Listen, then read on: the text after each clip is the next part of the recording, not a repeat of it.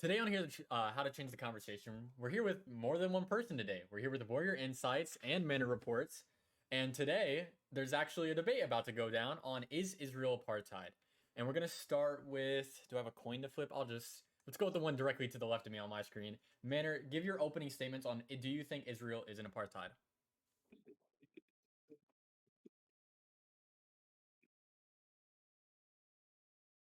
All right. I'm gonna go ahead and give you my arguments. Give me a second. I wanted to stand up for my opening statement. I think this will give us a little bit more clear, concise picture on what I'm trying to express over here. Okay? Can you guys hear me clearly? Thank you. I want to thank everybody for allowing us to do this. Isaac, thank you so much for inviting me, and the Warrior, man. Thank you for accepting this debate. I'm very interested in hearing your arguments, my brother. We'll see how they align. But today we are talking about apartheid. So I want to explain a little bit about apartheid. We're going to define it from my perspective. And then I'm going to give you guys my reasoning, clearly, concisely explaining to you why I believe there's a system of apartheid being pushed on the people of the territories now in Israel, because you can't even call them Palestinians anymore. They're not recognized as Palestinian anymore. So they're people of the other territories. And so I'm going to explain to you why that system exists, how it exists, and I'm going to clearly and concisely, using comparative arguments, we're going to compare with another system of oppression.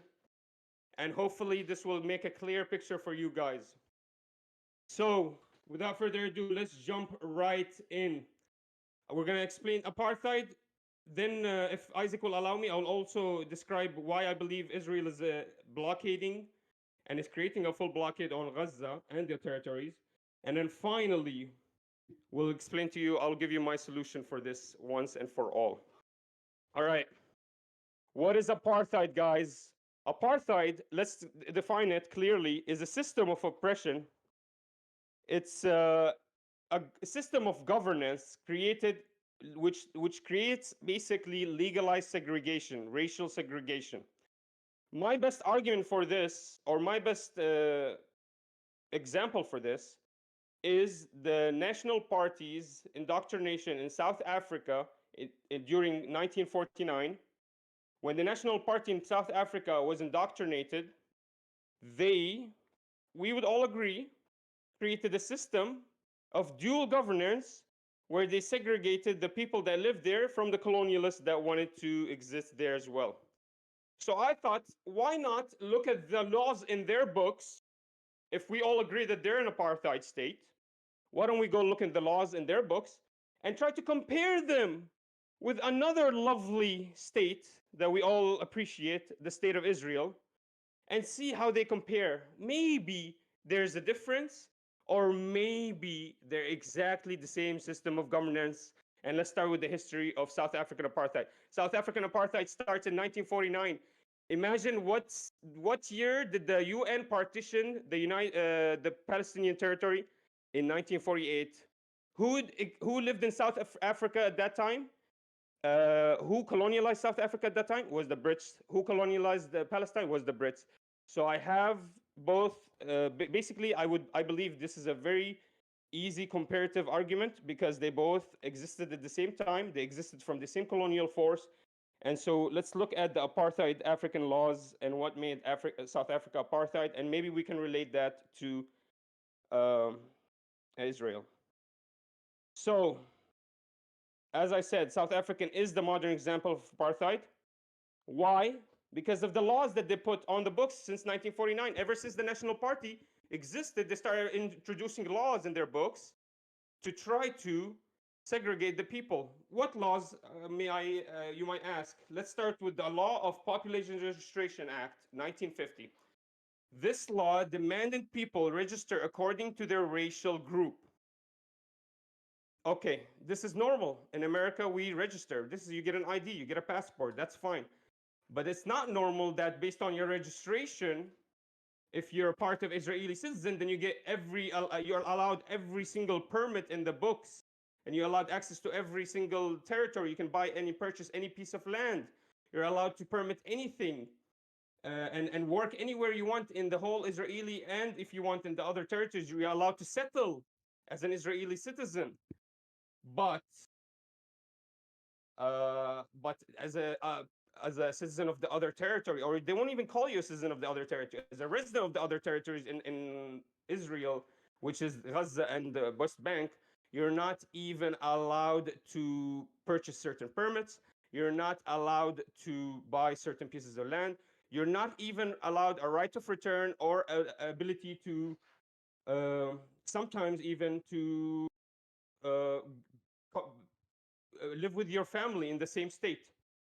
So are these laws clearly comparatively equal to each other? Seems like it. Seems like the Population Registration Act forced people to register based on their racial group so they can start segregating them. And that's exactly what happens in Israel. In Israel, population registry laws are on the books and are widespread. There are five distinct registration for Arabs and Israelis. A Palestinian will never be able to become an Israeli citizen, not after 2003, after the Knesset issued a temporary law and it's still enforced. But any Jew from any country in the universe can become an Israeli citizen today. All they have to say is, I am a Jew, prove that, and they have to be loving to the Jewish community. And that's proven by their Facebook posts. Literally look it up. So talk about apartheid. But remember, the Palestinians that used to live there will never be allowed even to become Jerusalemites. That means they are less. They're third-class citizens. They're not even second-class citizens because it goes like this: Israeli citizen gets all the permits, all the laws, all are applicable to him. Then Jerusalemites. Then the other territories, the residents of the other territories, which is Gaza and West Bank, and those people are basically non-existent. They're not allowed any permits or anything. Talk about apartheid. Next, let's talk about another law in the books of South Africa, and let's try to relate it with apartheid Israel. Let's see if they're the same. It's called the Groups Area Act of 1950, an act that started group segregation based on their racial groups in South Africa. God bless the National Party. Wow, they're so smart.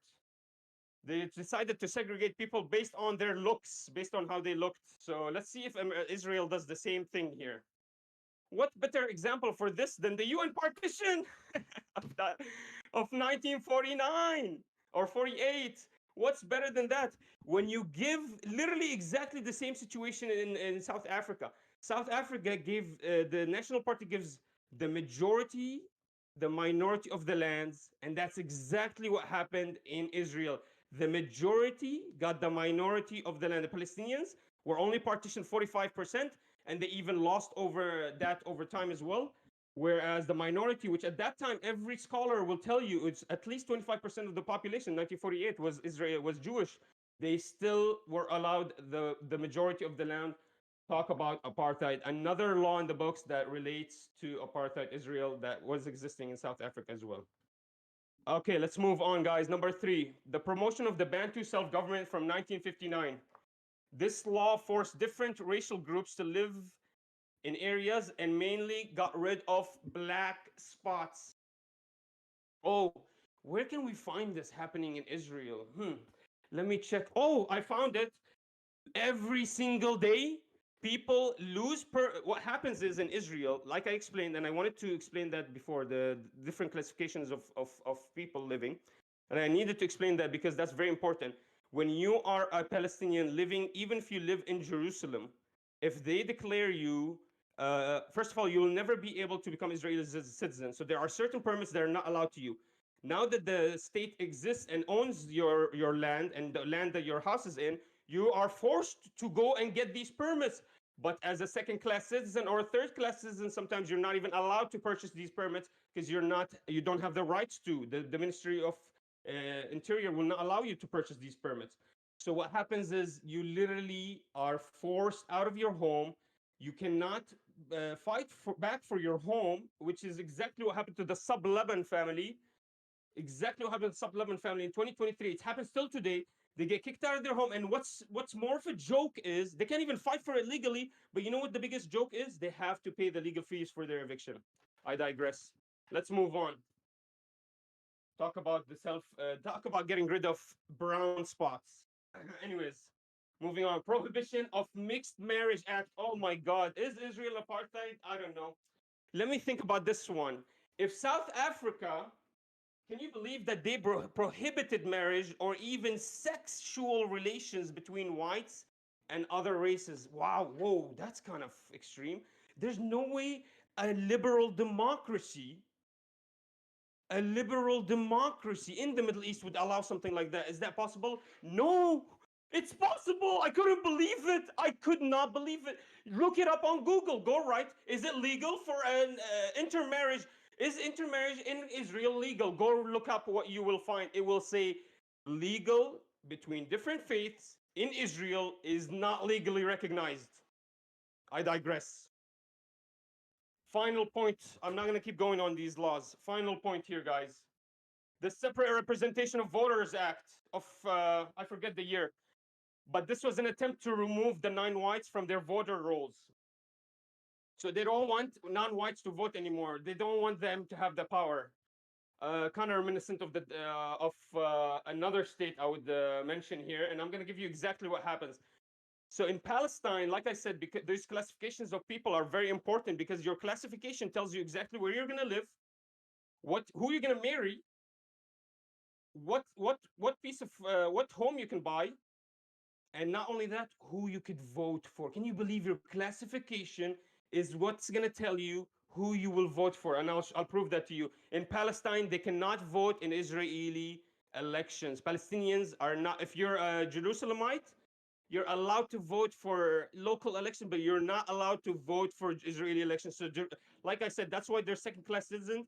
But the third-class citizens, which is the residents of the other territories, which is Gaza and West Bank, they have no rights to vote in Israeli election whatsoever, local, municipal, or whatever form it can be. And also, the Palestinians have no elections of their own anymore. Ever since I forget the year, but I believe it was 2004. The Israeli government declined their election when they elected Hamas, I believe, as their governing force. And they actually declined the election and they forced them. They told them, you're not allowed to create any more elections. We do not agree with your elections anymore. So, those are all my arguments today. And I only say this to you, and I only say these laws to you, just because I want to compare the modern example of apartheid in the modern world, which is South African apartheid, which was created by the same colonial force, the Brits. And I wanted to compare it because I see a lot of similarities in the two nations right now. And if we agree that South African is apartheid, we have to also agree that Israel is an apartheid state. Now, following that, you want to talk a little bit about the blockade? Am I allowed to? Or is that going to be something else? You're over time. I'd say you're over time. Oh, okay. But you no can problem. you are allowed to bring it up though. There's no like restriction. Once the general conversation starts, you can bring that up if you want to. Okay. But you did All right, go thank over you so by much. I 2 really minutes, appreciate so it. I will be giving him also 12 minutes, but it's no problem. And then I do want to just say as reference, do remember though that your opening statement isn't to attack his opening statement, it's to give your own. All right? And then I'll start a timer whenever you get start. Okay, yeah. So can you hear me? Can you hear me? Okay, cool. All right. So just a disclaimer. I always say this every time. Everything I say is my own opinion, my own analysis, not anyone else's. This is just my own views. I do have my own biases. I'm pro-American, pro-Israel because I live in America, so why not? Limitations. Before the stream started, we both kind of agreed to it. The second you type these two words up, you are bombarded with hundreds of articles. So there are things that I missed. I am actually taking the negative view that Israel is not an apartheid state because of the fact that it fails to meet the international law requirements. Currently, right now, from the research that I have done, it does not practice apartheid. It can only be practiced on its own population. Israel does not persecute its own citizens. Breaking down the definition. Now, there are some examples. For example, in the democratic system, Israel is a democracy with equal rights and protections, and as it claims, under the law of its own citizens. It has a diverse population, including Jews, Arabs, forgive me if I say this wrong, Druze and Bedouins, and other ethnic and religious groups, all of whom have representation and participation within the democratic process. Arab citizens of Israel have the same legal and Jewish rights as citizens, including to right to vote, run for office, and access to public service. Within the Knesset, Arab citizens of Israel are represented and hold positions in government, including cabinet ministers and Supreme Court justices. And sorry, my notes are all over the place. Arab citizens of Israel have access to economic opportunities and participate in the country's economy as entrepreneurs, professionalism, and workers. Arab students have equal access to higher education in Israeli universities and college, where they study alongside their Jewish counterparts. Arab citizens in Israel also have the freedom to express their cultural identity and through language, literature, music, and other forms of artistic expression. While military service is also not compulsory for Arab citizens within Israel, those that choose to serve in the IDF have the opportunity to do so and contribute to the country's defense. The crime of apartheid, defined by the 2002 Rome Statute of the International Criminal Court, is described as inhumane acts against characters of similar to other crimes against humanity committed in the context of an institutionalized regime of systematic oppression and domination by one racial group over another racial group or groups, and committed with the intention of maintaining that regime. Systematic is the key in trying to define apartheid. The burden of proof relies on heavily identifying what structures they are and that suppress the Palestinians within Israel. For me, and what I'm still trying to research and figure out, is what racial groups or groups are oppressing the Palestinians within Israel. One of the other interesting things that I've also discovered and never really clicked until now is that most arguments are based upon the laws that are being made, but upon further examination of the laws that I've seen, most of them have happened following a conflict. War is not apartheid. Most of the laws were an attempt to deal with the security systems that happened right after. The term apartheid often enters discussion about Israel, but the comparison is often lacking in nuance. South Africa is completely different than Israel. The conflict between blacks and whites in South Africa is not the same as the conflict between Israelis and Palestinians. Even Palestinian scholars from the research that I've done even identify as themselves, where they acknowledge that the conflict is completely different, and that in some instances they do argue apartheid, but the apartheid is completely different. Why did my... Okay, here we go. Moving forward, give me apologies. The issue is complex, and they do deserve thought, nuanced discussion, and we should have the discussion about it, because in order to find more peaceful solutions, and also hopefully finding further end to the solution. Often in closing, I do apologize, my computer is glitchy. This is what happens when you don't write it down. Not all unequal treatment of individuals or groups of individuals is unlawful. Notably, a sovereign state has the right to treat its own citizens differently than non-citizens. While a state is required to provide fundamental rights such as freedom of religion and due process to its people, under its sovereign control or jurisdiction, it is not obligated to give non-citizens political rights. Discriminating in favor of one's citizens is such a way entirely permissible under an international law. The Apartheid Convention and Rome Statute prohibit a state from discriminating against a group under its sovereign control or jurisdiction on the basis of race. If race is not the reason for these alleged discriminations, even if other forms of discrimination occur, they do not constitute the crime of apartheid. The Israeli treatment of Arab Palestinians is not based on race. It is motivated by geopolitical realities and real security imperatives. Arabs who are citizens of Israel often enjoy equality under international law that are enjoyed by citizens. Since there is no discrimination in the first place, the question of apartheid fails to meet the standard. Arabs in the West Bank and the Gaza Strip are not citizens of Israel and do not have the same rights as Israeli citizens under Israeli law. The Israeli treatment of the population... Oh, I already said that. Sorry. The Arab population of the whole in the West Bank and the Gaza Strip is, though, the entities that purport to act on its behalf, for example, the PLO and Hamas. And granted, this was from an article from the research I've done, Palestinian Authority. That's what the identification goes as. Denies that Israel's right to exist altogether and actively engage in ongoing hostilities against Israel and Israelites. Israel, as a sovereign nation, has the absolute right to defend itself against such attacks. International law allows Israel to employ a variety of means to this end, including inter alia, attacks on legitimate military targets, arrest, detention, and trial of individuals involved in terrorist acts, enforcing restrictions and monitoring individuals of persons by land, sea, or air, erecting and operating in security infrastructure such as barriers, checkpoints, outpoints, patrols, searches, and surveillance. The accusation that Israel is labeled an apartheid towards Arabs who fled Israel and the disputed territories as a result of the ongoing conflicts of 1948 and 1967 and by other countries is by definition baseless, since the state of Israel exercises no authorities over these individuals. Within closing, apartheid as a system has a long history. It has its roots in settler colonialism and was conceptualized and formalized by the intellectual and political elites of Afrikaner nationalists who came into power in 1948. As a systematic crime, it was made possible by a vast array of civil servants and members of security forces, including the police. The non-persecution of apartheid criminals, and the reason why I bring this up is that there have been only two cases where there has been two individuals that have been prosecuted under the state of apartheid. And what I'm reading is a closing article, which kind of wraps up as to how the difficulties of persecuting this crime. One of the biggest issues is that, in our view, a prima facie case of apartheid is a crime under customary international law is to answer. It is important to let the courts of the Democratic South Africa adjudicate the case as well as possible future cases. If not now, then when? The reason why I choose to close with that article is the fact that in choosing to go after these two individuals, setting the case of jurisprudence moving forward in regards to apartheid, it's very difficult for the state of Israel to be accused of committing apartheid. While there are certain laws that can file as evidence, as mentioned as before, I think further discussion and further evidence, looking into it further, would help with the discussion.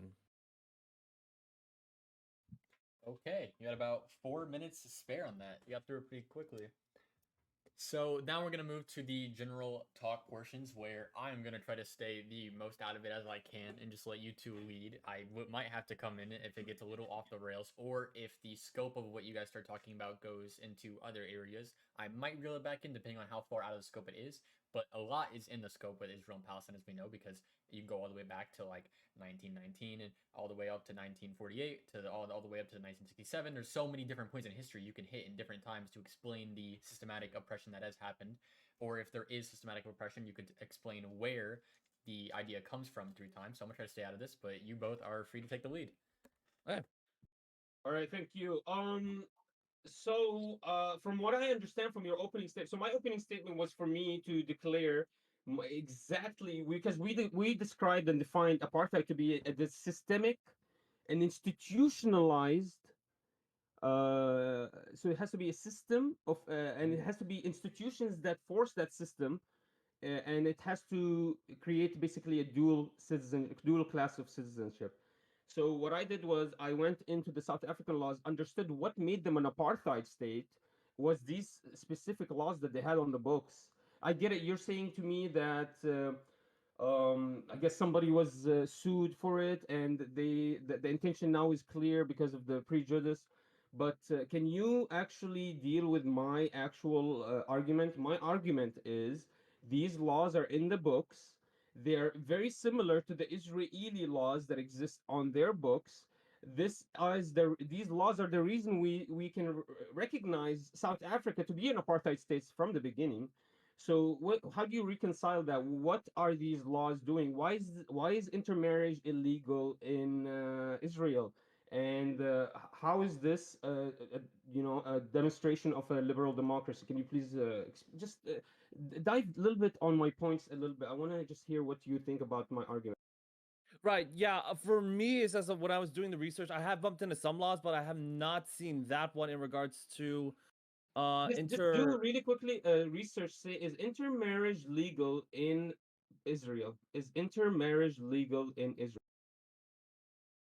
It's allowed. actually not legally recognized. If two people from different faiths marry each other in Israel, the state will not recognize that marriage. They have to come either from outside, and even if there are two from two different, let's say they did allow them to marry, they still can't live in the same territory. It's a very long process, and they have to get permits.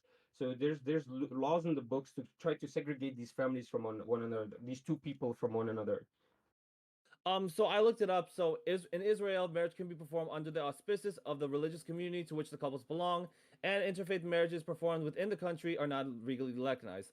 However, marriage performed abroad or remotely from Israel must be registered by the government. Matrimonial laws based on millet or confessional system has been employed since the Ottoman Empire, which including what is now Israel. Israel only recognizes marriage under faiths of Jewish, Muslim, and Druze community and on specifics of denomination of Christianity. For me, I mean, again, like for me, when I was looking this up, I was trying to find more examples of it in regards to like a few of the laws. In regards to this one specifically, I will admit I have not seen this yet, but I am curious as to see where this came from the Cambridge University.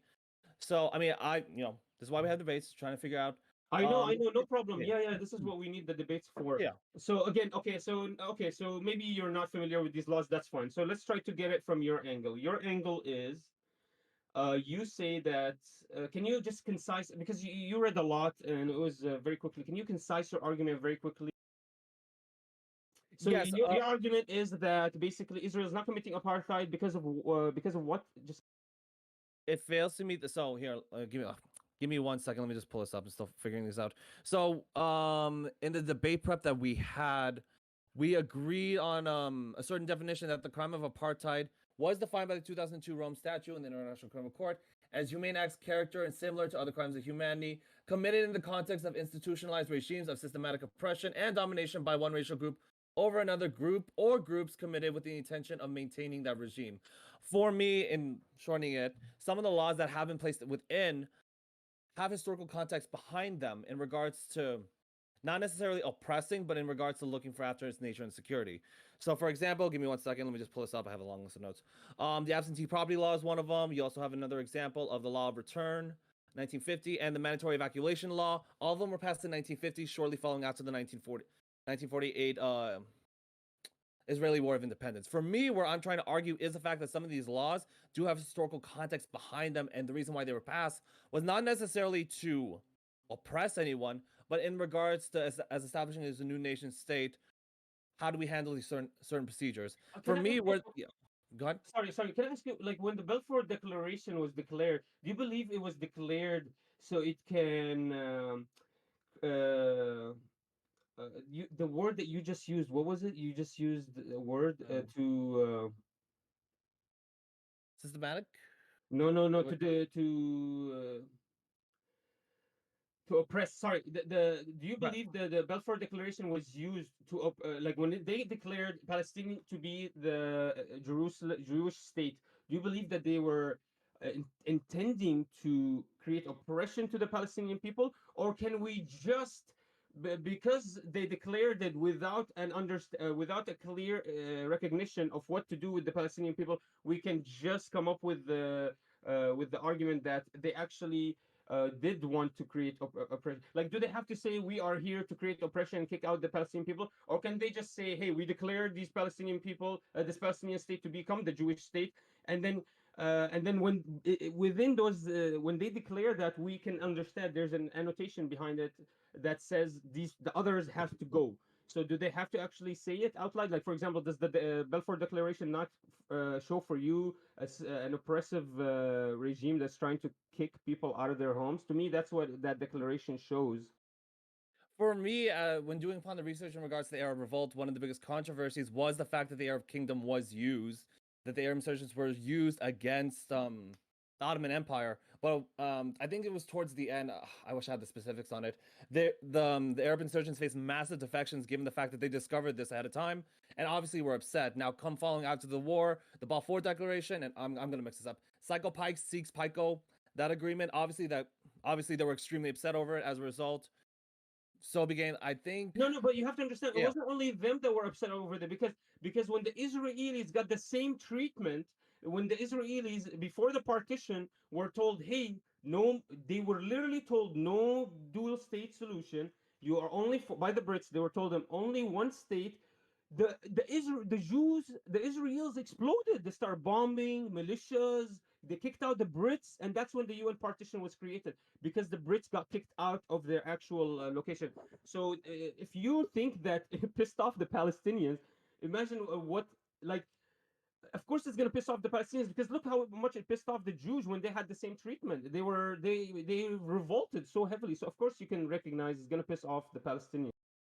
Right. I mean, I can definitely see that. For me, so looking into the history, the following 1945, following World War II, every single colonial power started to withdraw their forces. As a result, new nation states were building up, which kind of led to this current conflict that we're going in right now. So as a result, The British would have never left. The British would have never left Palestine if they weren't getting bombed out of it by the Jewish militias, which were I mean, yeah, extremely invested.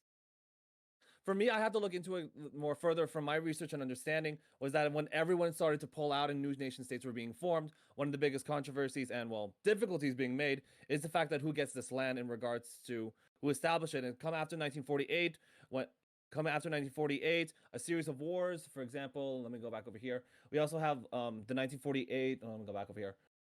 The 1948 Israel War of Independence. You also have the Suez Crisis, the Six-Day War, the Yom Kippur War. Following these succession of wars and the fact that Israel was able to maintain its legitimacy as a nation state that could defend itself, well, then arose, I wouldn't say a problem, but then it kind of established its legitimacy as a state, saying we have the capabilities to defend ourselves and establish ourselves as a strong nation. Okay, so to me, when the okay, so I'm not sure how I want to respond to you because But- I still don't understand how can I prove to you Israel is an apartheid because you're not sure about the laws. Okay, Well, I mean, so I mean, I'm going back to that original definition, and I think this is one of the problems within the international system, international community, is the fact that you do have to meet these certain requirements to become an apartheid. One of the biggest arguments as toward against it is because the current actions that they are undertaking doesn't necessarily constitute apartheid. You can argue other means, but to raise it to the crime of breaking international law of apartheid has a higher legal standard. no, I'm actually talking about the our definition that we use, the systemic, institutionalized, uh, uh, differentiation, segregation of two different ethnicities. That's exactly what exists in Israel. We can maybe I mean, to talk about the October 7 war, that won't get us to the apartheid part. But how we're going to get to the apartheid part, we have to look at the laws on the books in Israel and to see how does it relate with another apartheid state, because how else are we going to try to prove apartheid? Are we going to just look for the statement that Belford said that we are an apartheid state? Because there is no statement like that, but you still can look at intent. You don't have to find a statement.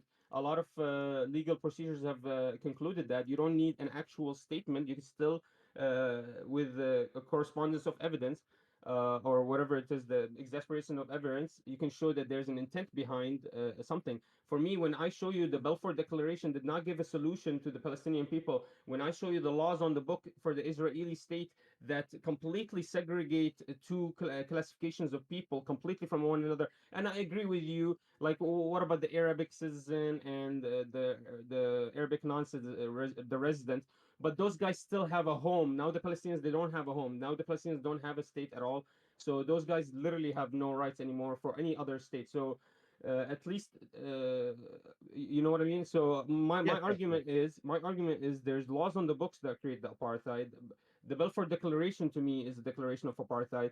That same colonial force that created apartheid before is the same colonial force that actually existed and controlled Israel. Those are my arguments for apartheid. I don't have to have somebody to tell me, hey, I am committing apartheid. I can just look.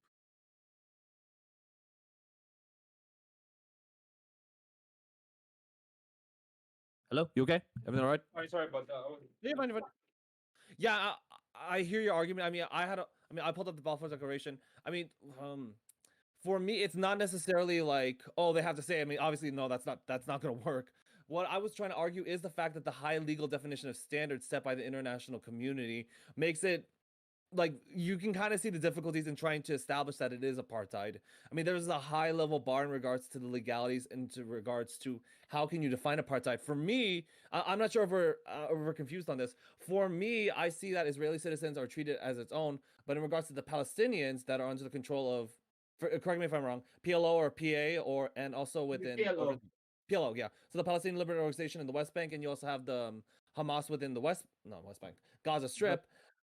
To my knowledge, those individuals belong to them and not to the state of Israel. Okay. So do you understand how that happened? Though? Like, for example, so do you understand the different classifications of people in Israel? Do you understand the 5 classifications that exist? I remember you briefly mentioned in your So opening let statement. me mention them. Yeah, So go ahead. there's 5 classifications. The top one, the top two are the best ones. The top two give you all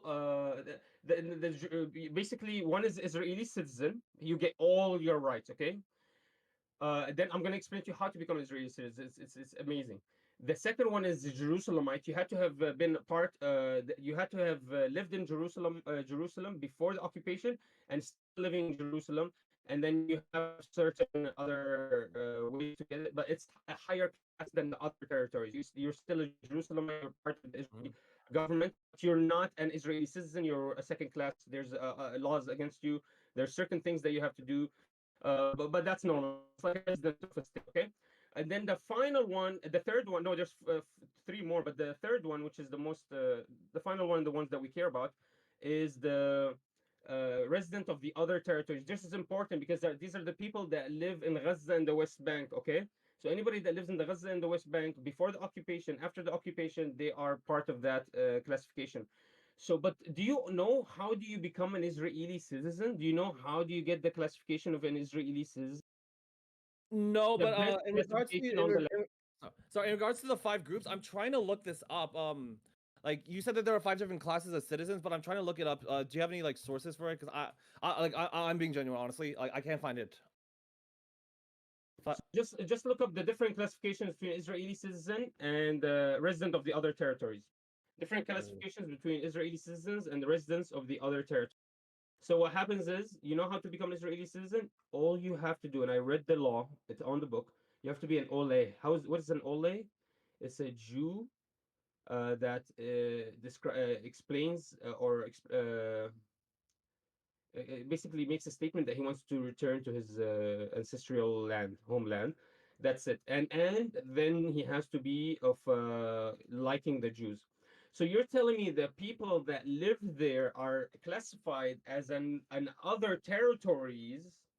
The people that live in that piece of land are classified as the other territories, residents of the other territory, but a random is American that has Jewish inheritance or Jewish heritage somehow is going to become an Israeli citizen above him in classification, above him in stature, above him in class, and he's lived in that area for all those years. So I just looked this up in regards to voluntary acquisition. Any Jew who immigrates to Israel, Ola, that's what you referred to, under the law can automatically become an Israeli citizen. For me, and this is where I'm still trying to get confused on, is the fact that Palestinians, are they Israeli citizens or are they citizens of the Palestinian Liberation Organization or the Hamas? That's where I'm getting confused on. So the Palestinian, there's no Palestinian anymore. That's what I'm telling you. There is no Palestinian. The Israeli government has to authorize that classification for them.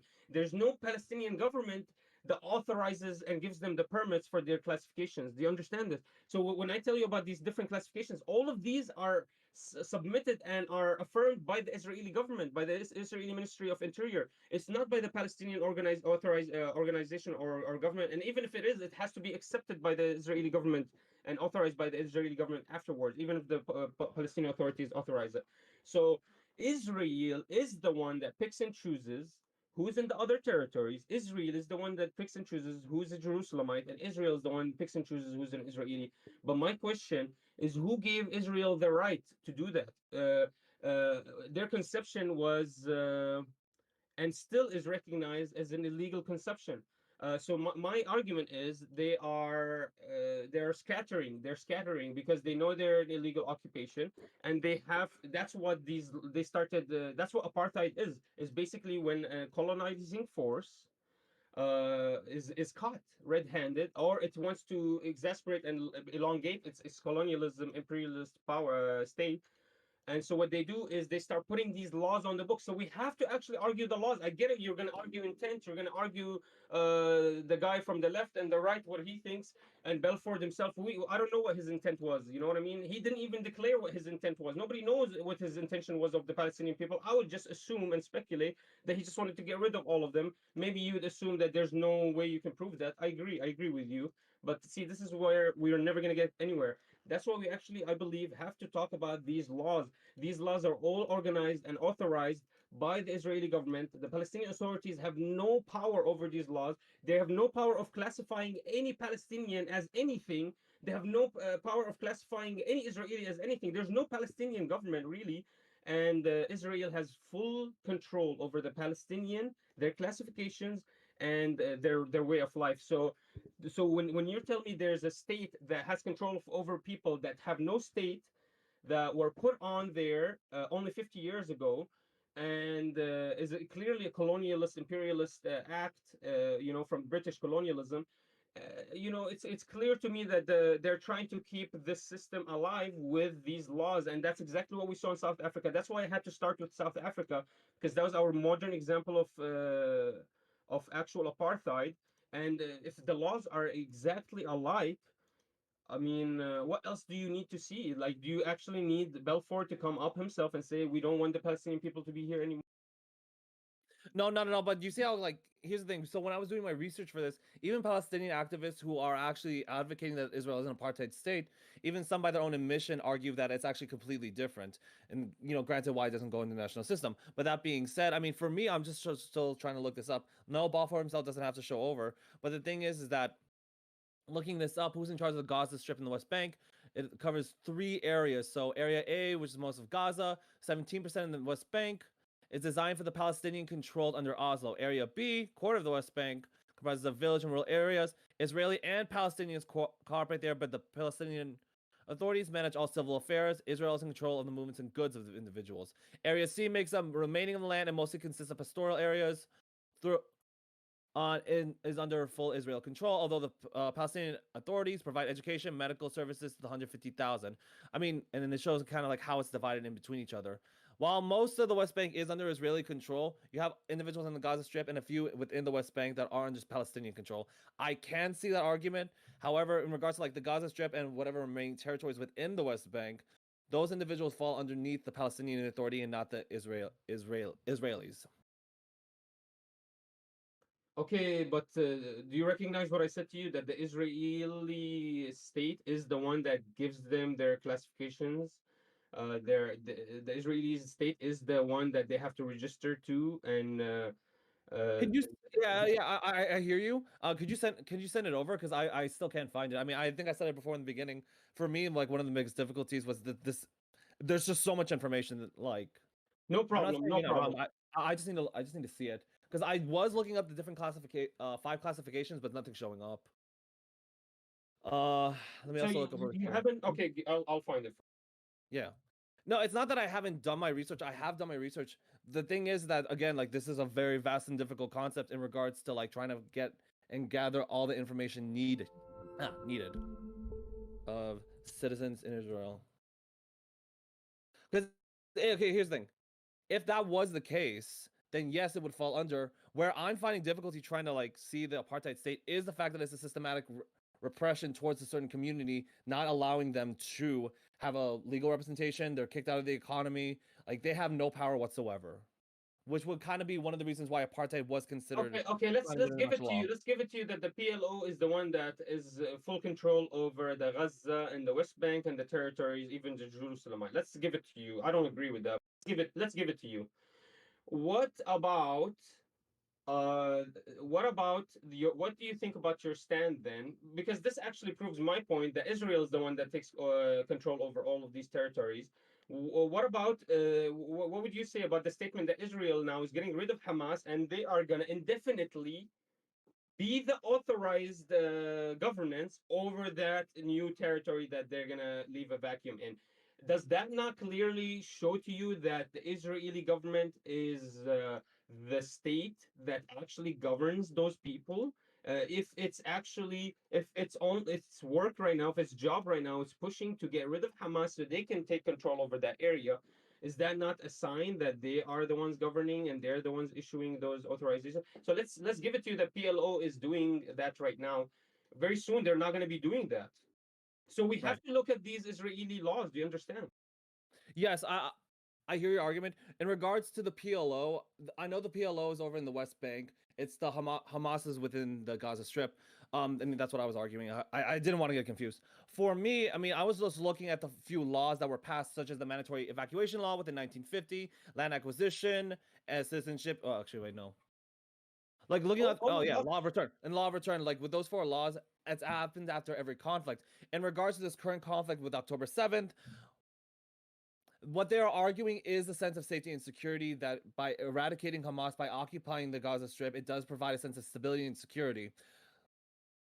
How that falls, I mean, that is an example of war, not exactly an example of apartheid. But, This is but why but I that would is an argue that. example of the but that is an example. What we're contending now is you're saying the Mm. PLO is governing over West Bank and Gaza. They're the ones that classify the people as what they want to be classified as, and they're the ones that give them their rights. I'm telling you, let's give you the argument. Let's give you the PLO is the one that gives the Palestinians their rights.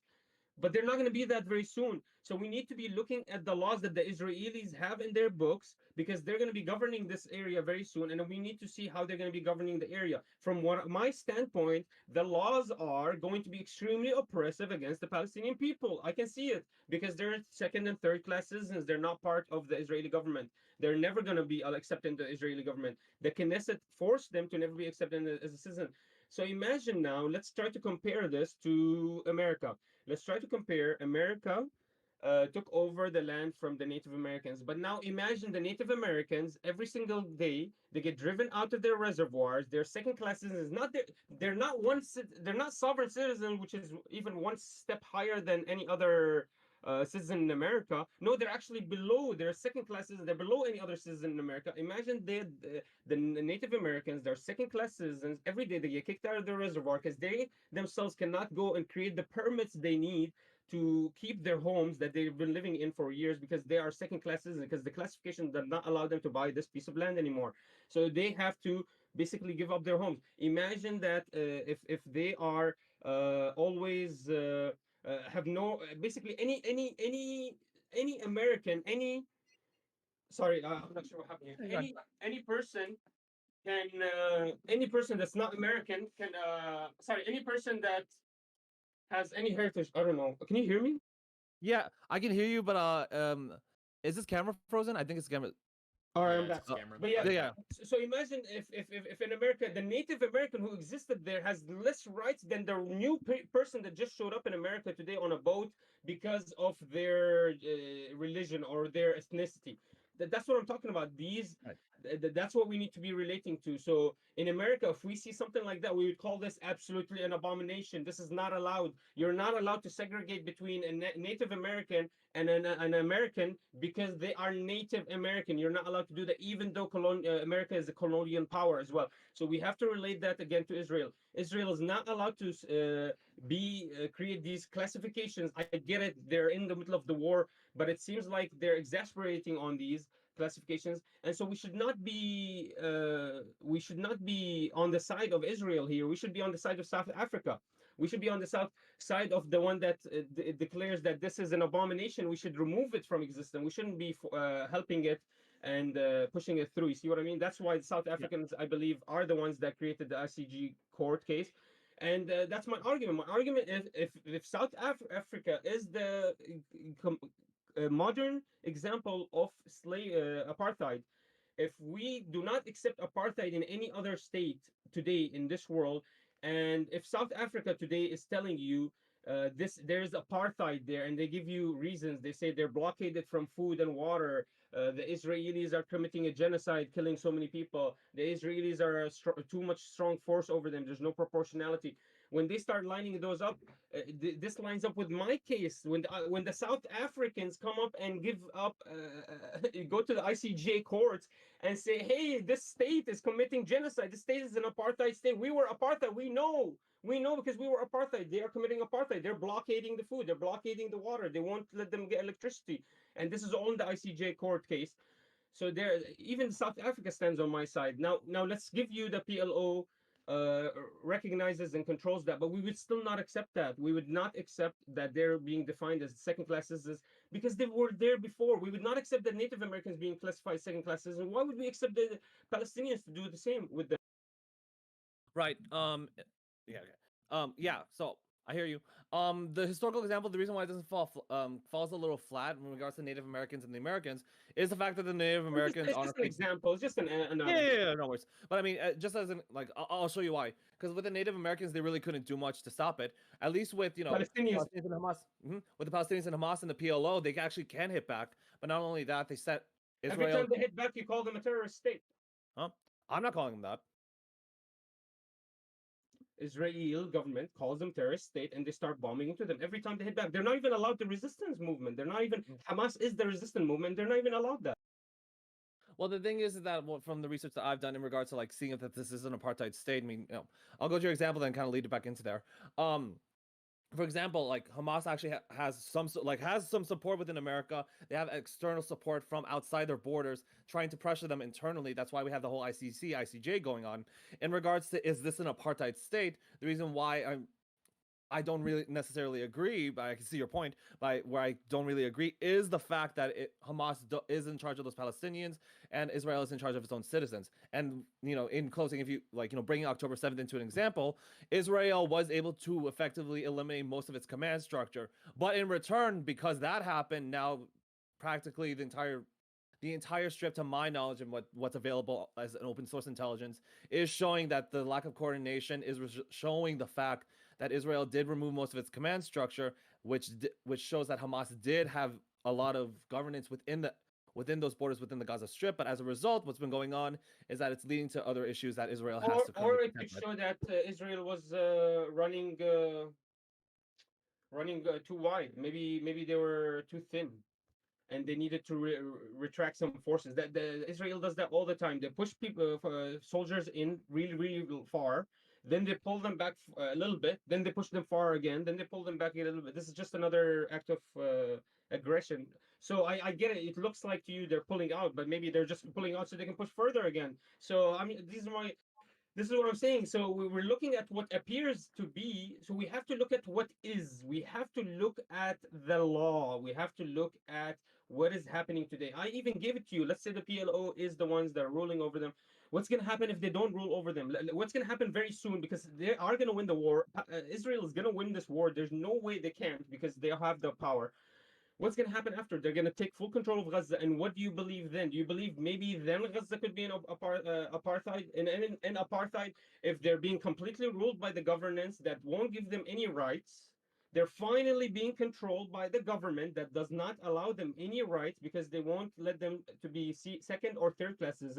As a Gaza or West Bank territory resident, you're not allowed to become even a Jerusalemite anymore. You can't be a second class citizen, you're a third class citizen.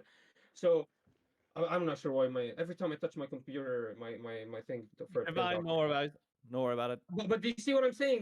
Very Yeah. soon the government is going to take over. This government that you keep saying is not authorized to take over, or is not actually taking over, or is not actually the head of Palestine right now. I'm telling you right now, very soon they're going to be taken over. So we should be looking at their laws. Are those laws going to create any? Are those laws forcing and are already creating from my perspective and from my argument is the laws they have on the books before they even take over the state of Gaza the territory. The laws they have on the books are already extreme apartheid, and so when they do take over Gaza, it's just going to be an absolute abomination. It's going to be really bad. So you are arguing, well, PLO is the one over Gaza right now, and PLO is the one that gives them their rights, and PLO is the one that the Israeli authorities, I guess, go talk to when they need anything done. What I'm telling you is, okay, let's give you that. Let's say the PLO gives them their rights. Let's say that PLO is the one that makes them citizens of the Gaza territories. Very soon, that's not going to happen. So, very soon, Israel is going to be the one taken Right. over. So, my argument is going to stand. My argument is going to be that Israel, the oppressive force that won't give them any rights to these people, are going to be ruling over these same people. What you got to say against that?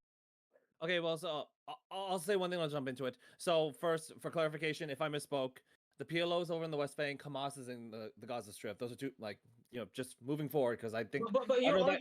your argument was that the government of Gaza and the territories is strong, and they are the ones that give the classifications to the people. I'm telling you, my argument was that Okay, they're not. yeah. So So yeah, it doesn't so matter. Yeah. Anyways. well, I mean, so my thing is this in regards to the whole issue with apartheid. So, I mean, the only, to my knowledge, in regards to looking at this case in these case studies, apartheid only applied with South Africa with its own citizens.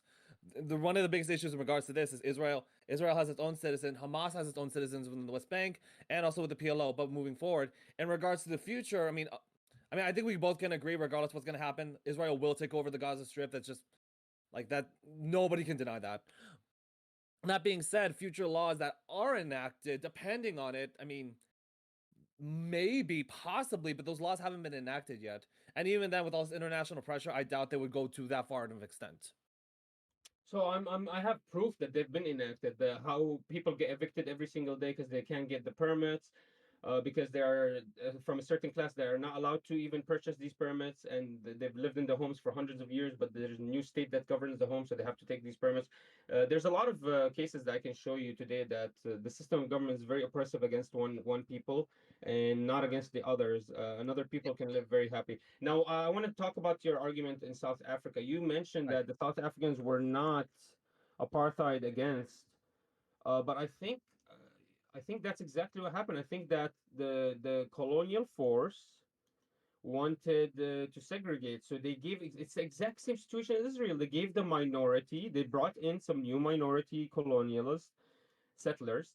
They gave them the majority of this partitioned land, and then it created a lot of issues. So I'm actually surprised that you're saying that the South Africans were not the ones being the ones feeling all the racism. They are, and it's, you know, who gave them the racism? A brand new state that they've never recognized, that just showed up one day in front of their homes and started telling them this is how you're gonna live. Actually, I'm not gonna lie, the British have always ruled that land. I guess they always had some rule.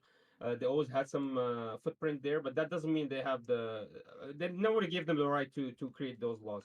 Okay. So I'm actually very surprised by that. Hey, so if again, I'm not sure if I said that correctly. South Africa is the only one of the only modern cases of apartheid following the 2002 Rome Statute that we're basing apartheid off of. But because one of the biggest issues in regards to that, if we're basing off of South Africa, it's completely different from what's going on with Israel and Palestine. How That's what I'm how arguing is at it least. different? Well, To when me, you look, it's exactly the same. To me, it's a colonial state, came in, settled in this area almost the same year by the same colonialist power, British powers. Then they created laws, segregated those people, cut them to two pieces. What's different about this?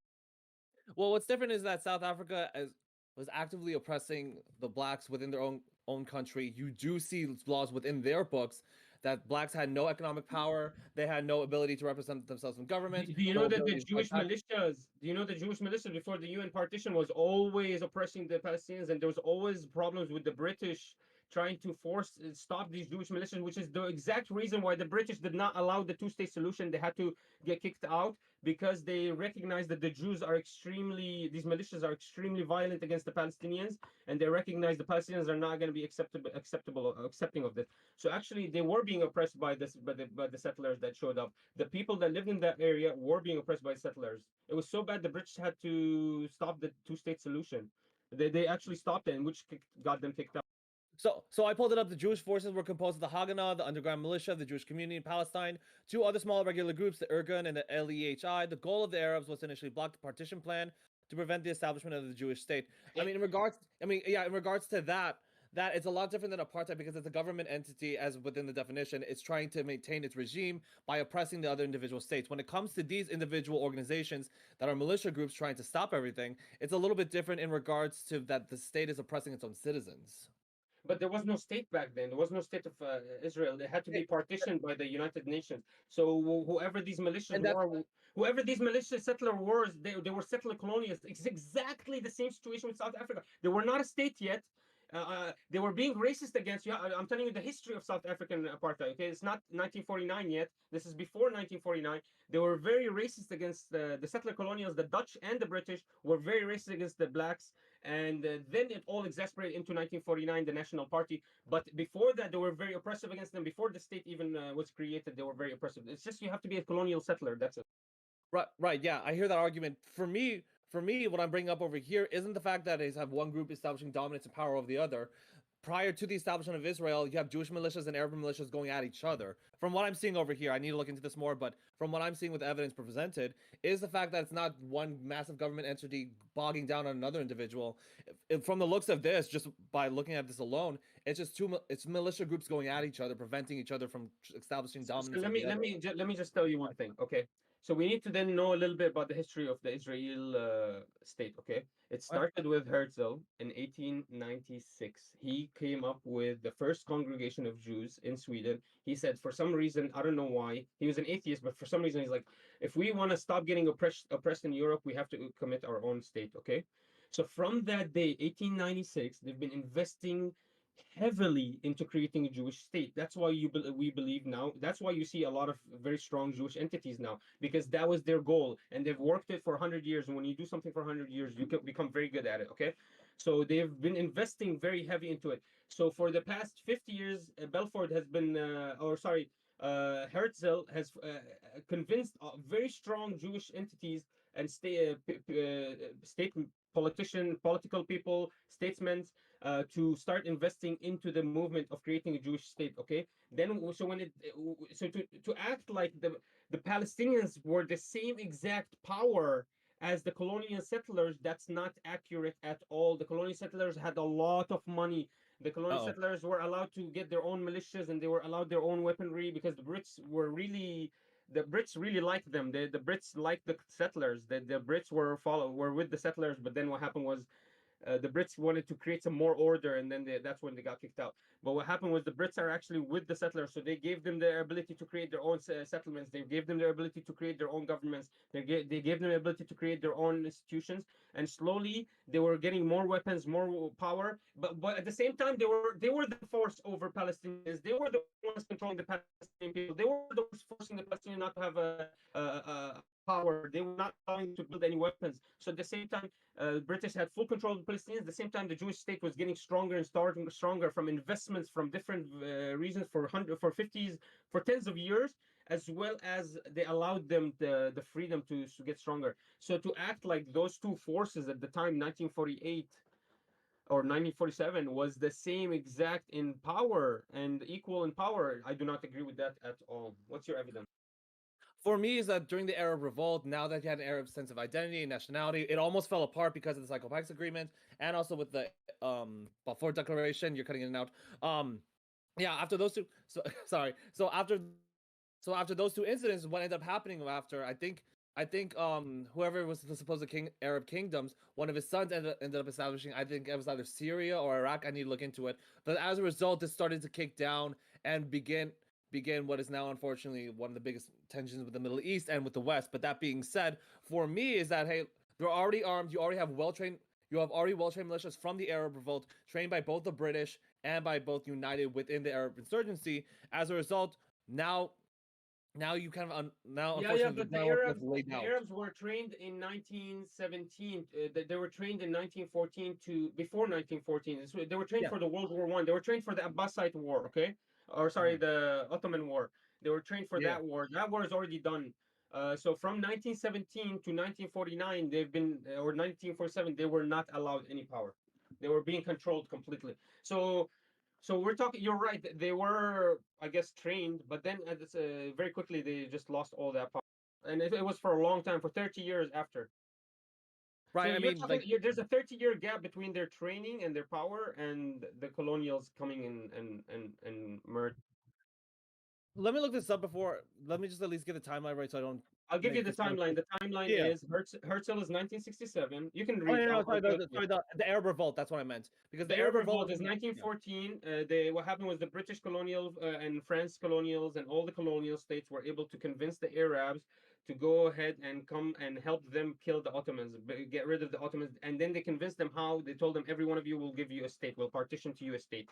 So the Arabs agreed and they followed along and they got rid of the Ottomans, but not understanding that the British were that they were going against them. They had other deals with the Jews, they had other deals with other nations, the Dutch, the other colonial nations, and so they didn't know that. So what happened was they were actually backtracked. So what happened is Balfour, 1867 is Herzl.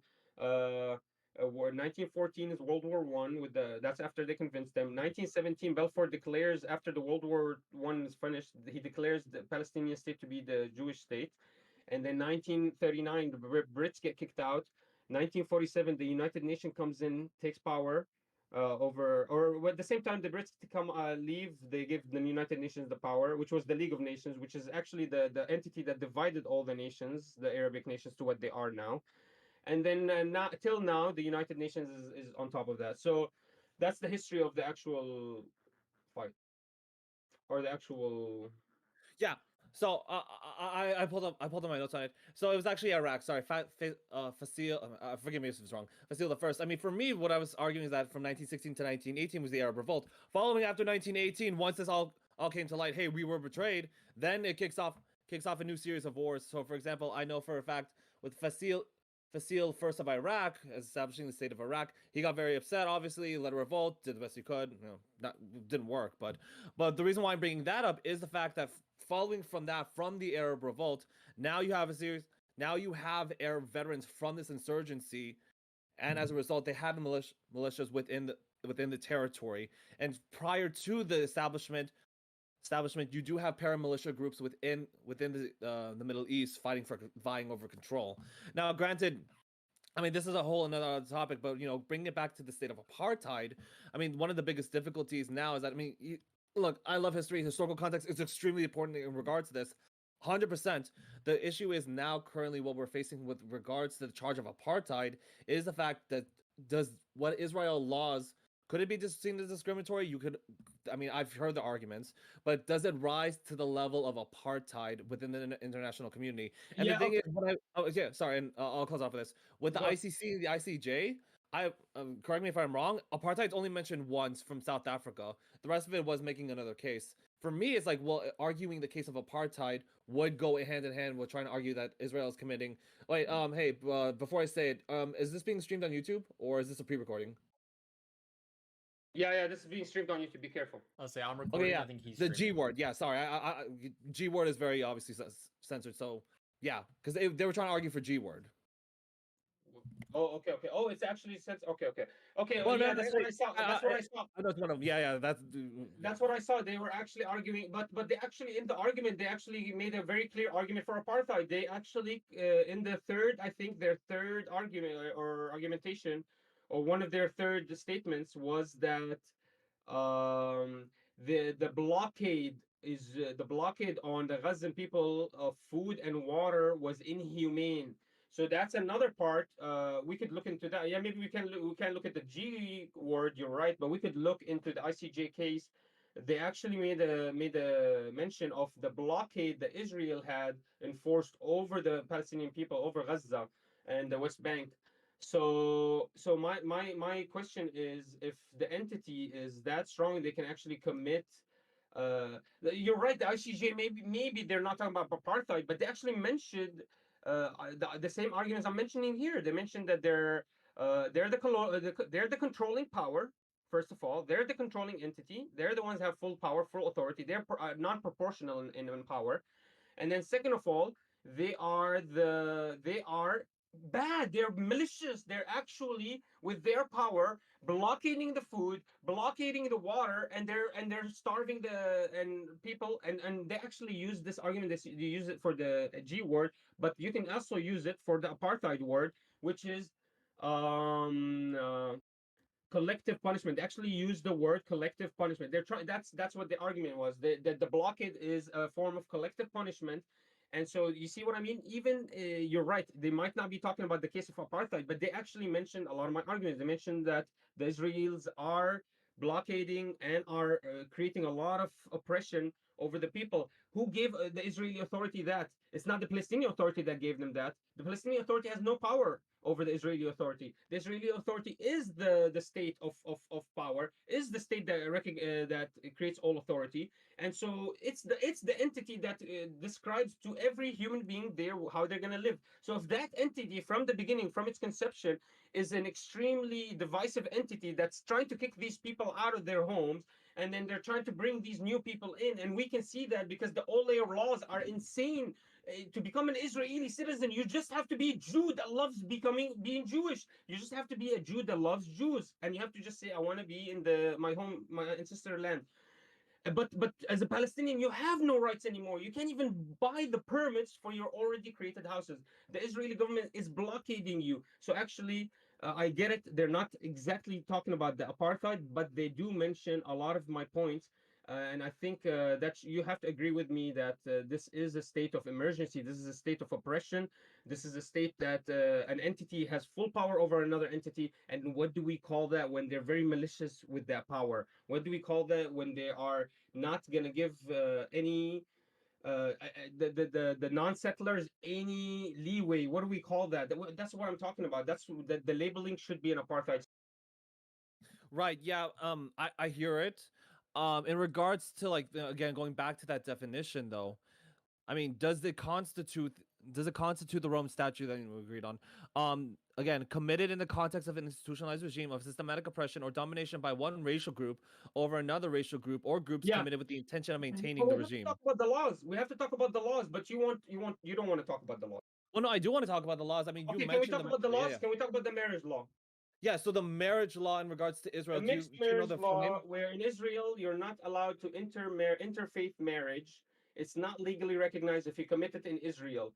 How is that? That actually is exactly the same law. And I'll give you the name of the law. It's called the Prohibition of Mixed Marriage Act from 1949 from the South African apartheid state. That's the exact same law. It's almost the same exact wording.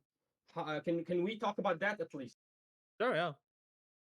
All right. So what do you think about that? How can you prove to me that if this law existed in South Africa, it exists today I don't think there's a single state in the universe that says interfaith marriage is illegal. Give me one state in this universe that does not recognize interfaith marriage. Can somebody give? It was America prior to Loving v. Virginia. Prior to Loving v. Virginia, there was no interracial marriage. Yeah, but America is a colonial power, so you're actually giving me my point again. My point is the apartheid system is a system of oppression created by colonialists. They have to create that system because they have to oppress the people that they're taking over. So you basically give me my point again. You're right. It was in America because it was an American colonial, because America was a colonial power. Well, my thing is this in regards to the Marriage Act. I mean, it says it prohibits interfaith marriages, same-sex marriage, and marriage for people who don't belong in recognized religion or denomination. But the thing is that it's not to a specific group. I mean, just from what I see alone. I mean, like from this alone, from what I am seeing. But you have to understand, in South African apartheid, it also discriminated against the whites. The whites couldn't fuck around with black people. It also discriminated against the whites. So just because it doesn't, you know what I mean? Just because the Israeli also feels it, doesn't mean that it's not apartheid. No, so I mean, The what I'm whites arguing couldn't is fuck the black.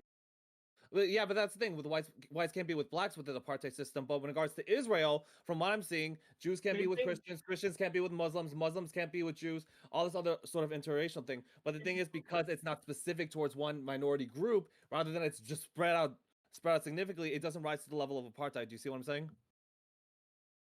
Very because apartheid interesting. refers to a specific group. It applies to a specific specific group. Do you see what I mean? I'm not really sure. So you're saying yeah, but it wasn't to like the South African law was not only the blacks that live in the southern part of South Africa. That's not how it was. It was all blacks cannot deal with all whites. So But do you it's see? basically Sorry, go ahead. it's a way to keep people away from each other. It's a way to make sure that the governments are segregated from one another. So you're right. Maybe it's not one by one, but also in South Africa it wasn't one by one either. It wasn't like the southern blacks can marry and with whites, but the northern blacks can. No, it was all people all together, just segregated, and they want to do that. That's what apartheid is. The apartheid, again, we're talking about systemic, institutionalized segregation, separation of two people so they can live independently from one another. For me, when you tell me interfaith marriage is not allowed, it doesn't matter if it's 100 million religions. That means you're creating a law on the books that creates more segregation, and those are all apparent, clear examples for me that Israel is creating apartheid. I really am surprised that you cannot see that. Well, no, because here's the thing. Like maybe. Well, let me try to get him a bit there. With apartheid with South Africa, whites and blacks can't be together. But according to this marriage law, it's not two specific groups can't be together. It's more of two people of different faiths can't be together. So a Jew can't get with a Christian, Christian can't get with the atheist, so on and so forth. But it doesn't recognize the religious law. Do you see how it's not specifically targeting a specific group? Because according to no. Yeah, yeah. we never agreed on the definition that has to target a racial group. We agreed it has to target an ethnicity. We never. I don't know when we agreed the definition of apartheid is a racial group. I agree it was an ethnicity. Isaac, was it this one? Was it because I'm looking at the 2002 Rome Statute. That's why committed in the context of an institutionalized regime of systematic oppression and domination by one racial group over another racial group or groups. Using the word racial, let's expand that. Let's expand the word racial to everybody. Also, I do want to say in terms of the marriage law, in terms of the marriage law in South Africa, it wasn't just that whites couldn't get with black people; it was that whites couldn't get with those classified as non-whites. So it wasn't picking Oh, apart two okay. specific I stand parts in corrected. that law as So well. even better for me. Well, no, but Even no, but you worse see, system of oppression. well, no, what I'm trying to get at is like using that So no, definition of actually, apartheid. no, Yeah. no, no. You know what's so crazy? Well, The actual settler colonialists were discriminating against the settler colonialists. Oh my god, the apartheid. well, I'm trying to pull it up. Like South Africa prohibits marriage, whites and one-nights. This is an act of one. But you see how it places whites in the category of trying to keep themselves pure. That's what I'm trying to get at. And that's exactly why the law of mixed marriage is the exact same law in Israel today. They want to keep those people segregated. They want to keep the Jews. You have to understand, the Jewish state is not a black or white state. It's a ethnic state. It's a religious state. So what they care about is the religiosity. They don't care about your color necessarily. They care about your ethnicity, your religious background.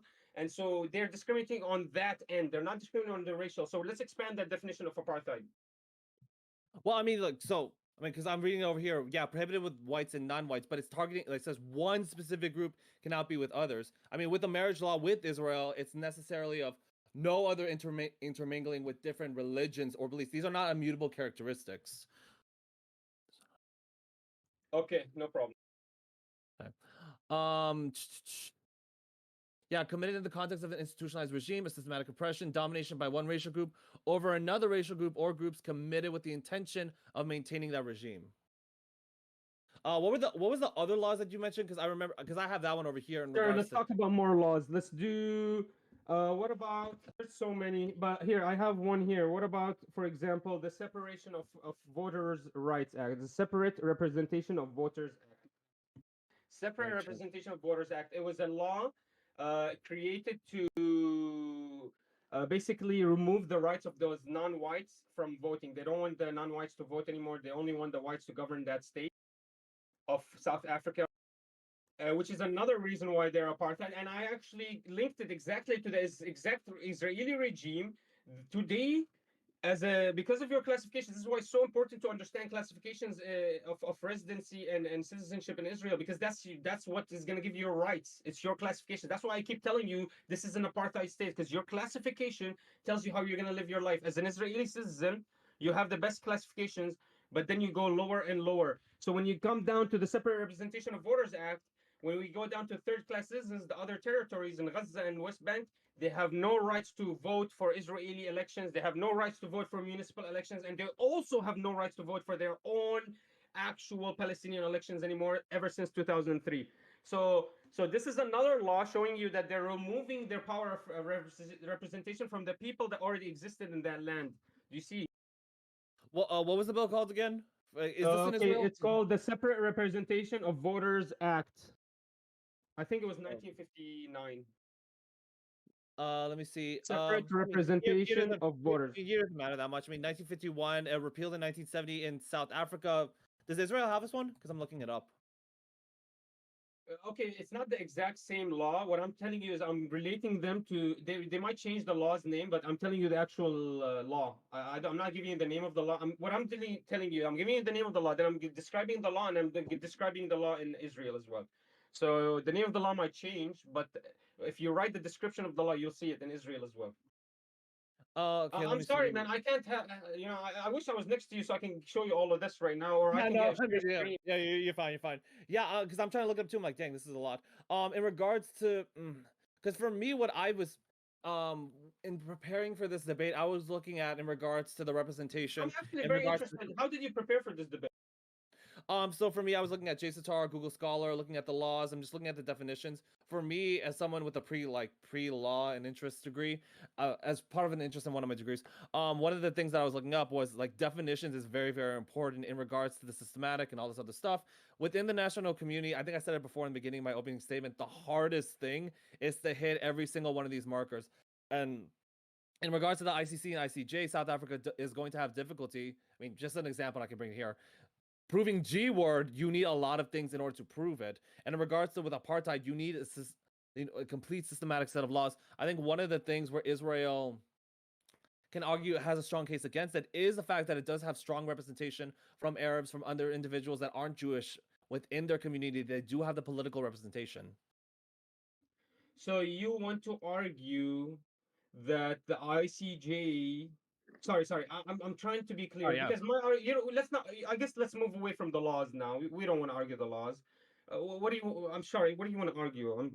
Well, I mean, like the laws are important, but in regards to political representation with the Knesset, Arabs do have that ability to speak out. I think even some of the most controversial I laws know. that Okay, okay, okay. looked up. Okay, can I ask you which classification of Arab is allowed the power to speak out? Can you look that up? I believe it's probably only Jerusalemite. I don't believe anybody from the other territories are allowed that representation in the Knesset. I really don't. Can you look that up? And if it is, I would really like to know. Knesset. Because my understanding is if you're a Jerusalemite, yeah, you're allowed maybe to vote in municipal elections, but you're not allowed to vote in Israeli elections, and maybe you're allowed to get into the Knesset. But as a other territories, as a Gaza and West Bank, you're not allowed any of those powers at all. Not anymore. Not since 2003. The Knesset passed something against that. That's my understanding. I pulled this up. A Palestinian former Knesset member explains the delicate policies within this party. Can As you an read that? immigrant. But read it slowly and read it with like a little bit of passion, not like TikTok. No, I ain't like you. I don't got that. I'm a bit nervous. So I mean, I pulled up just one example of an individual within the Knesset. A Palestinian former Knesset member explains the delicate politics within this party. It's very easy for Palestinians who live in Israel to be involved in politics because everything in our lives is politics. I mean, I'm Okay. trying to look. Yeah, Yes, go ahead. that's what I'm saying. But to live in Israel, if you're in other territories classified Palestinian, there's literally no way for you. Maybe if you're a Jerusalemite, yeah, they'll allow you to live in those territories. But as an other class, you have. This is why classification is so important. You know what I mean? This is why I'm surprised you didn't even look into this. Uh, as in other territories, this is what surprised me from my research. So when you told me that you were surprised, that's what I thought you were talking about. My research got me to understand that there's different classifications of a Palestinian. A Palestinian can be a Jerusalemite, which gives him a lot of rights. He can be in other territories. He can be a part of Gaza or West Bank, and then he could be a Palestinian but lives in other Arabic states, which gives him no rights whatsoever at all anymore. So this is very important distinctions. For example, I'll tell you why they're important. Because as a Palestinian, if you are part of the other territories, if you're Palestinian with the third classification, the other territories resident classification, you are not allowed to buy any piece of land in Israel. You're not allowed to live in Israel. So if you cannot live in Israel as an Arab, how are you going to be part of the Knesset if you cannot, because of your classification, live in Israel? So do you understand what I mean? So maybe the Jerusalemites, because they live in Jerusalem and it's part of Israel, they're accepted. But even that's a second classification, and I bet you it's even hard. So I really am interested. My only understanding is you have to be a Jerusalemite, which is the second classification. I don't think as an other territories, which is Gaza and the West Bank, if you're a resident of the other territories, I don't think you have any rights. I don't think you have rights to be in the Knesset. I don't even think you have rights to go into Israel. That's how big it is. Can you look that up, please? So I looked this up. So this is actually a really cool website. I might send it after. So it's mapping Palestinian politics. So it's talking about the differentiation in the PLO groups, non-PLO groups, but Palestinian citizens in Israel. Palestinian citizens in Israel have the right to vote in Israeli elections since the first Israeli elections in 1949. During the military rule of 1966, Palestinian representation was largely organized through, oh wow, this is interesting, through the Communist Party or satellite factions within Israeli Jewish parties.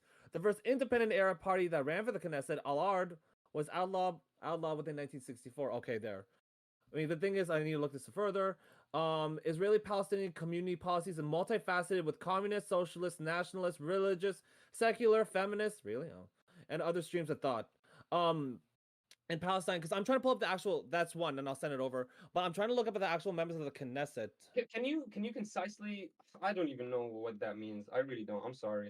It's basically arguing is Oh that they yeah, do have the ability, they have the political power, well, to an extent, the political power and the ability to have representation within the Israeli government. But you see, that's where it kind of hits the apartheid argument a little bit, in the sense of these individuals do have representation within the government, within Israel. I mean, because the thing is, I'm trying to look up the classifications, but I can't find it. I mean, I'm being genuine right now. I can't even find it. Isaac, Um, did you find the classifications of different residents of Israel? I'm surprised that people haven't found that yet. well, I mean, because like I'm trying to look it up, but I can't find it. I mean, let's see, parliamentary group. Okay, hold up, wait. Israel. Here, I'll look into Because it. Knesset. Israel Knesset. Palestine. Is there resounding Knesset votes resoundingly against? Okay, that's not that. Just look Knesset up different party. different classifications of residents in Israel. Okay, how about that? Different classifications for citizens in Israel. For no, not citizens, but residents. Residents. Is this gonna lead to an article? Like, is there a specific site? Because Here, if you want, we could. I'll find this for you Yeah. if you wanna talk about something. Yeah, because I I'll mean, find here, it. like, I'm more than willing to share. If Isaac, that's cool with you, because I'm more than willing to show my screen. Because what ends up happening when I look it up is that it doesn't really show. Doesn't really show it. I mean, unless I'm blind, I can't see it. Currently, right now, what I was trying to look up is the Knesset party representation for Palestinians or Arabs. So what you're trying to say is there is no representation of the other territories. The residents of the other territories is not a classification, and you're saying the Jerusalemite is not a classification. It's only. Well, no, because the thing is, What's your argument that the Israeli citizens the only classification? I'm not understanding. well, because the thing is with apartheid, like going back to some of my initial arguments, when it comes to the issue of apartheid, it's done to its own citizens. Because with South Africa, they were oppressing their own citizens. I mean, with Israel, in order to argue for apartheid, you need to show evidence that it's oppressing its own citizens. All of its citizens have equal representation under the law and all sorts of rights, economic. They're within society. They're integrated within. Okay. Because I'm trying to look at the different party. Oh, we got a lot. Okay. Here's something.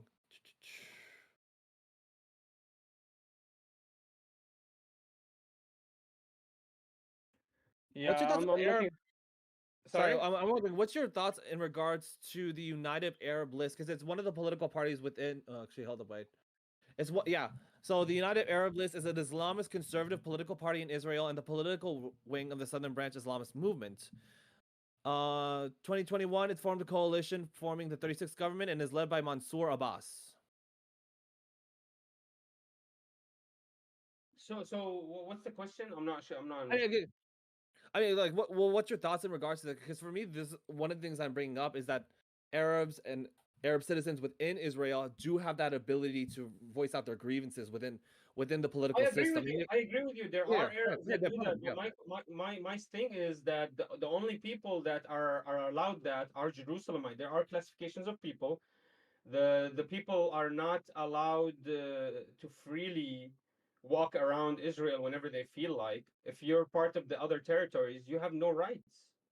I hear you, but the idea that because you're from this location and then that location is 10 miles away from you, you have no rights. I mean, that sounds insane to me. It doesn't matter if those guys have rights because the others don't. I mean, because well, my thing is this. I wanted to hear your opinion. Within the United States, certain states have different laws that have to kind of like respect to one another. I mean, they do often tend to cross, which leads to Supreme Court arguments. So, for example, like the whole thing that kicked off gay marriage was Obergefell v. Hodges.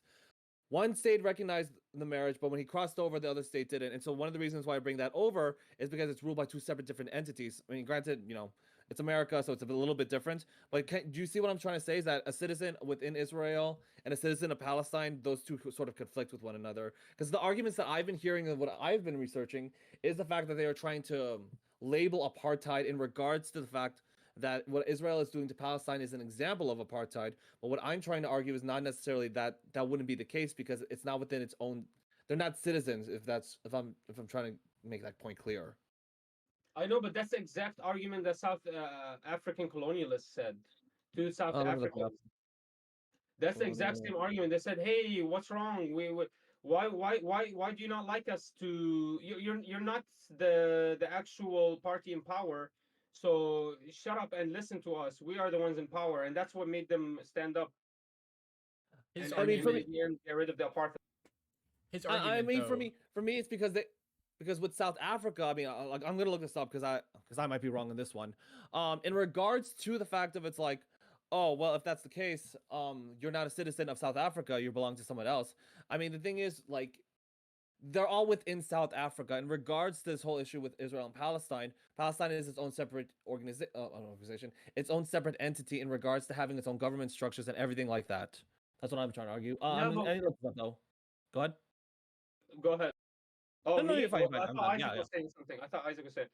Go Okay, ahead. man, but that argument is just say that doesn't still disprove apartheid. So sure, they're a different entity, but that's still. But I already gave that to you. I gave that Right. they are governed by different people, but they're not going to be governed by different people anymore. So how are they Right. going to be treating those people when they govern them? We're already seeing that on the books. We're already seeing how they treat the people today, and we can already exasperate from that and understand what they're going to do in the future, and what the future looks like is bleak. So yeah, you keep saying that they're Yeah. not the governing power, but they're about to become the governing.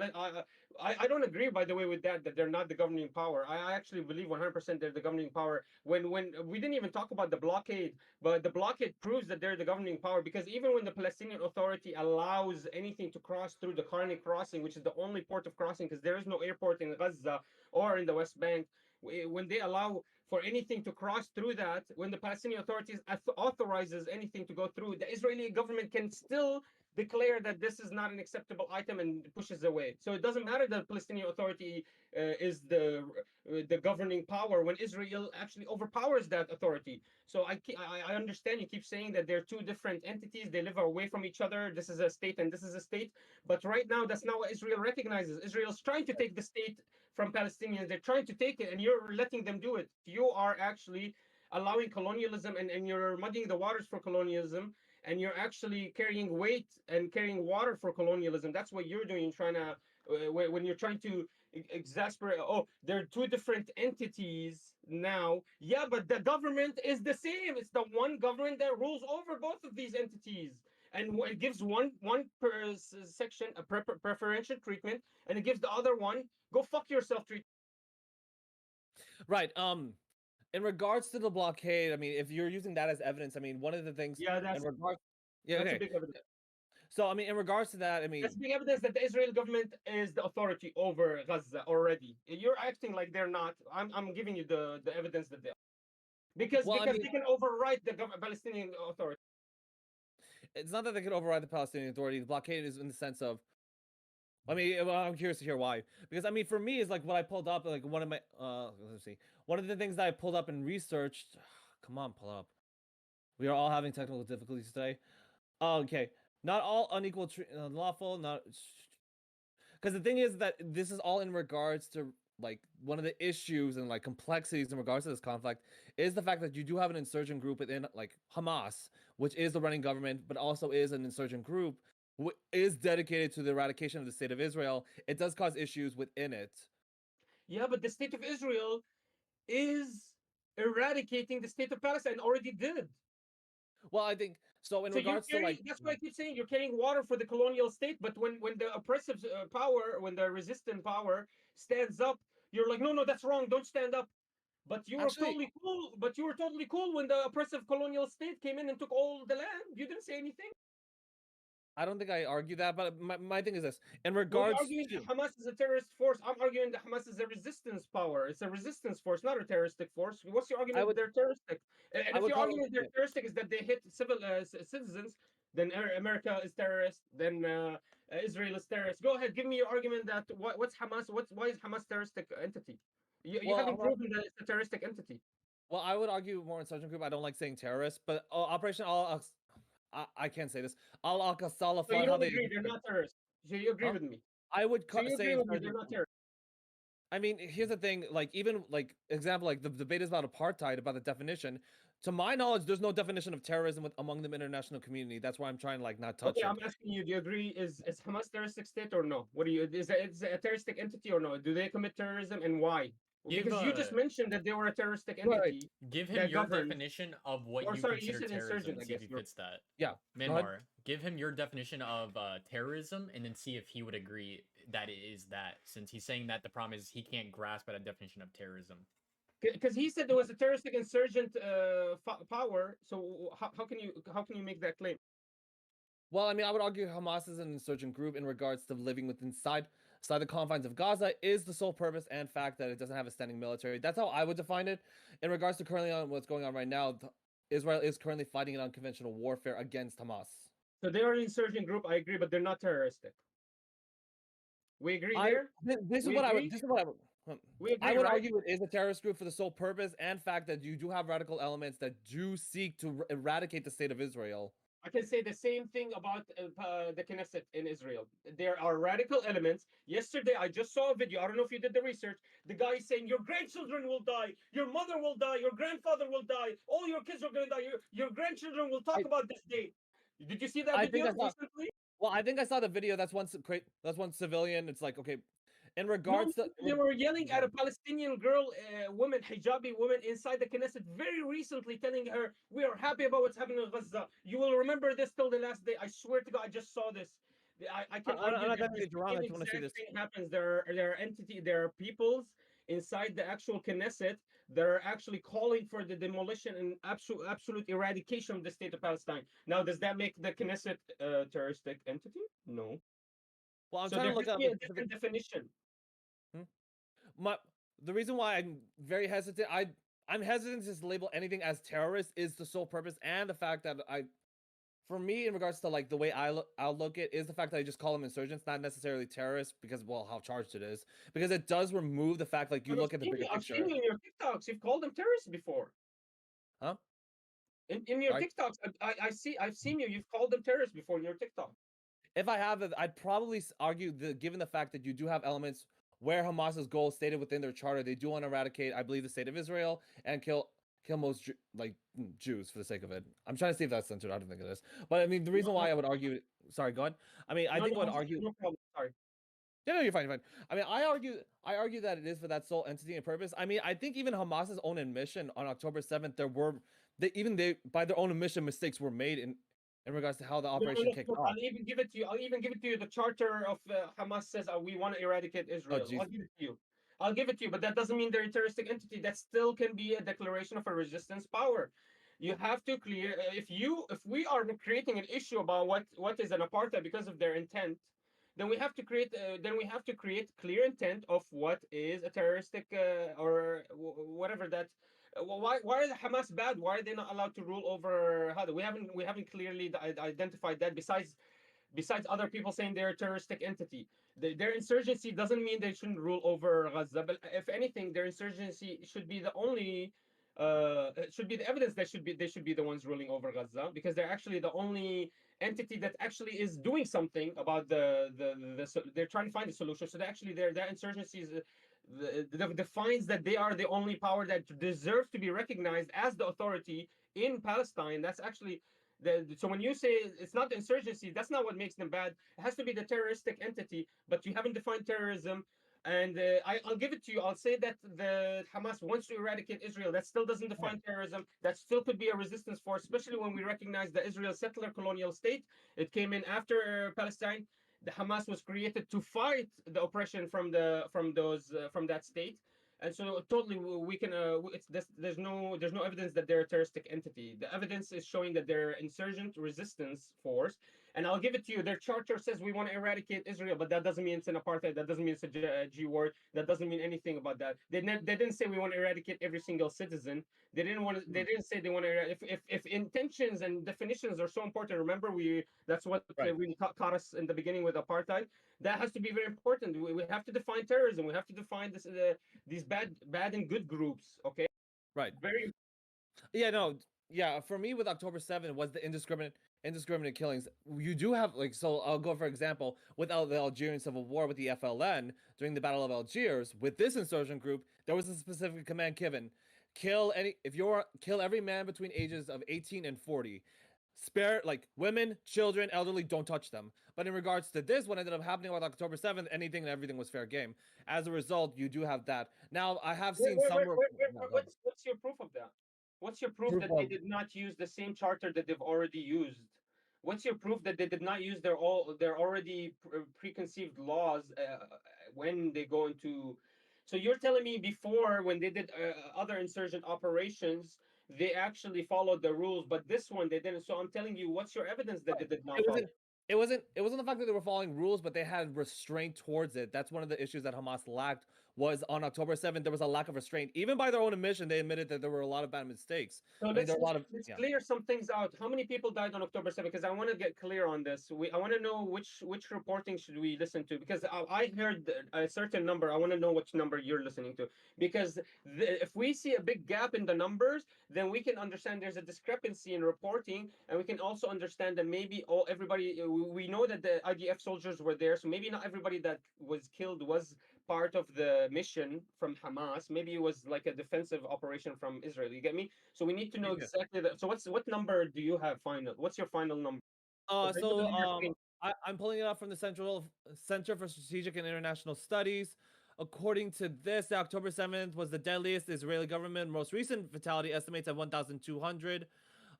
This October Okay, attack is more. I have recent reporting saying it's 800 to 850. Where'd you get that from?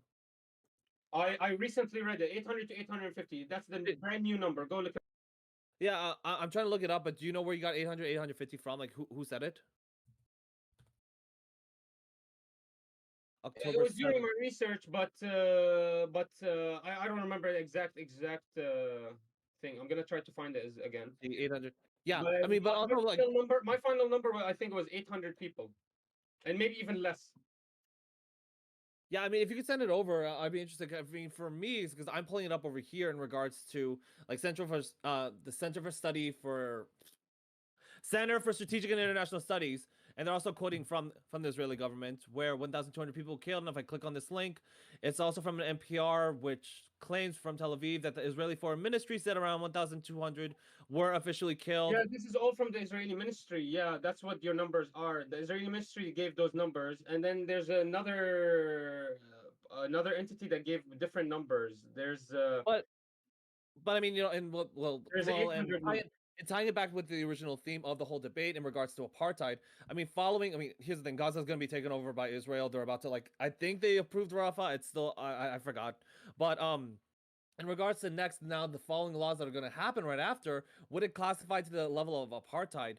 For me, in regards, like just looking back at Israeli history, every time when an operation has been won, there has been a series of laws that have been enacted where it was in response of trying to de-escalate or try to stop current or more ongoing conflicts.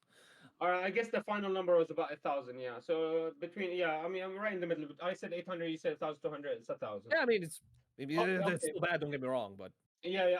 Honestly, I don't know where I was going with that. Anyways, yeah, I no, think what it was, I wanted to see if we got the same reporting and if we have the same numbers. I just wanted to see if we were getting the same information. I think that.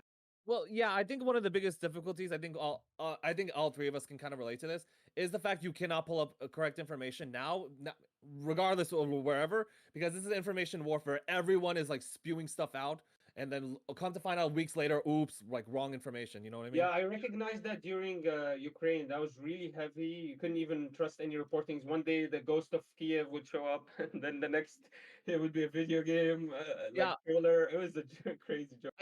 I think one of the biggest fake news I saw was a tank that accidentally ran over it swallowed the car pretty much. I mean, tank versus car bad. But then they're like, "Oh my god, a Russian tank." And then come to find out 3 weeks later it was an actually Ukrainian tank. The guy didn't know how to drive. I was like, "Ugh, dang it." But I mean, Right. going back to all this, I think this is what kind of makes it a bit difficult for both of us. I think this makes it difficult in regards to trying to find accurate information. It's like in regards is Israel an apartheid? I think that's one of the challenges moving forward. Content creating, like we can't pull up the correct information because Okay, everything's a mess. but did we get anywhere closer? Like from my perspective, you came up with interesting arguments. You are Hmm. saying the entity is not ruling over or the state is not ruling over these people, and because they're not ruling over these people, they cannot be committing apartheid because this is a different situation than what was happening in South Africa. So at least we got somewhere. At least I understand a little Yeah. bit more about your perspective. Do you at least give me a little bit of recognition that my arguments my concerns are serious about the Oh, Israeli yeah. government taking over power in the Gaza Strip. Do you share with me any of those concerns, or do you just believe that Israel should just have those rights to just completely take over these lands and just do whatever they want with these other territories' residents? For me, I think where sort of the contention lies is the fact that once this war is over, the series of laws that will be enacted, they have to like not overshoot it in regards. It's just really difficult because here's the thing: how do you balance out human rights versus the sense of security? That's been a common thing that I've seen among scholars where people that like I think we kind of seen in this debate where the argument was this is for security and the other one was for debate. Let me mention one thing. Go The ahead. Israeli Supreme Court already gave the answer for that. The Israeli Supreme Court, in one of their cases, recognizes as human rights violation are acceptable because our survival matters more. That's exactly the quote, and I can find. Man, I have to find so Yeah, many. I wish I actually kept the resources because I was doing so much. You know what I'm talking about. Literally, we oh had yeah, no. stuff. But I swear to God, there was one case. I was like, is Israel does Israel care about human rights? I swear to God, there was a case where Israel's Supreme Court found that human rights violations are acceptable when it when in certain cases where our survival matters more. So they have already answered that question. Human rights doesn't matter. I've done this in one of my videos. Human rights does not matter anymore if they just have to use this word. Listen, and you know about this because you're a warrior. You went to the what was the U.S. Army? Yeah, and okay, just before I begin, like these are all my own opinions. It has nothing to do with any of this stuff. I get it. I have to put that disclaimer. I gotta put the disclaimer. COINTELPRO. Okay, okay. Yeah. Listen. So Israel. What was that? What did I say? I said what was the word? Where did I stop? God damn it, I forgot. Security, safety, something. National security. Yeah, there you go. Exactly. The moment they change the word from anything to national safety security risk or national security risk, it's immediate. No human rights are matter anymore. We can violate them because our survival matters more. This has already been declared by the Israeli Supreme Court. Here's a good question to follow that then. Yeah. Do you think that what happened in Palestine, do you think that does qualify as a national security risk? The Hamas attacks, do you quantify that as a security risk? Let's talk about that. No, I do. I'll give you my answer. No, because this was happening in the occupied territories. It was a part of the non-legal settlements that were settled post the partition. This is not part of Israel. This is new settlements, the area that the attack happened. And so, what you can recognize is if you recognize this is an attack against Israel, then you have to also recognize that Hamas is trying to take back its territory too, because this is not legal territory. If Israel was getting attacked, it's not legal area. Then Hamas, I believe, did not. Basically, this was not a national security risk because this was not Israeli territory. And even if it does happen in Israeli territory, to act like there's proportionality to the damage that we're seeing right now, I would never agree with this. Honestly, even if there is a national security risk to act like these 30,000 people, well, I don't know how you can even give that to rationalize this. And let's say there is a national security risk to do that to the people that you are observing and controlling over. I think that has to be the darkest thing I've ever seen in my life. So, in regards to explaining like the Israeli strategy, so I actually had to look it up. I think this was one of my very first TikToks. People were kind of confused of how disproportionate the casualty rate was. Following the Lebanon War, they did adopt something called Dahia Doctrine, where they realized disproportionate force result in less attacks. So as a result, this is what we're kind of seeing going on. Assuming like there was no You condone what they did with Gaza post October 7. You actually are I okay mean, with what happened because it well, deteriorates more attacks. well, my thing is this: is that I'm looking into the case. So one of the ICJs, one of the rebuttals from the Israeli side was the fact that we are this. This is one of the first times it's experiencing urban warfare in a modern scale in regards to seeing all the destruction, the civilian casualties, and whatnot, and the complications behind it. Well, this is like the first modern example of it. For me, it's just in regards to like the accurate reporting and information. I'm finding difficulty with all that other stuff. But in regards to what Israel is doing, I guess like but maybe for the first few months and weeks there were a lot of critical mistakes made, but that's just more a reflection on the fact that this was like all done after the fact. Like they were honestly caught like by surprise in regards to the whole operation. Now things that like they have advanced their capabilities. Now it's been getting a little bit better in regards to minimizing civilian casualties. But again, like it's work needs So to be do you done. actually believe that was a national security risk? What happened in Palestine or what happened in Israel? October In 7. regards, Do you in believe a that you know what I mean? Like because Right. Israel believes because that was such a horrendous attack, they're justified to do what they did to Gaza. Do you believe it was a horrendous attack? Do you believe that there's a justification to the thing, or what do you? Okay. In regards to, oh, sorry. Oh, sorry. Should I No, wait? you can talk. He's I'm good. His hearing you. camera's I about to just need to die. get. You can see it in the top left. Oh, I see it. No, okay. So, on a tangent, I have a ZV1F. Man, like before getting on here, don't get a ZV1F if you're listening. In regards to October 7th, one of the reasons why it was such a horrendous attack was the fact that all of a sudden it happened so quickly. It was clearly a coordinated effort, clearly coordinated strikes that happened in the state of Israel itself.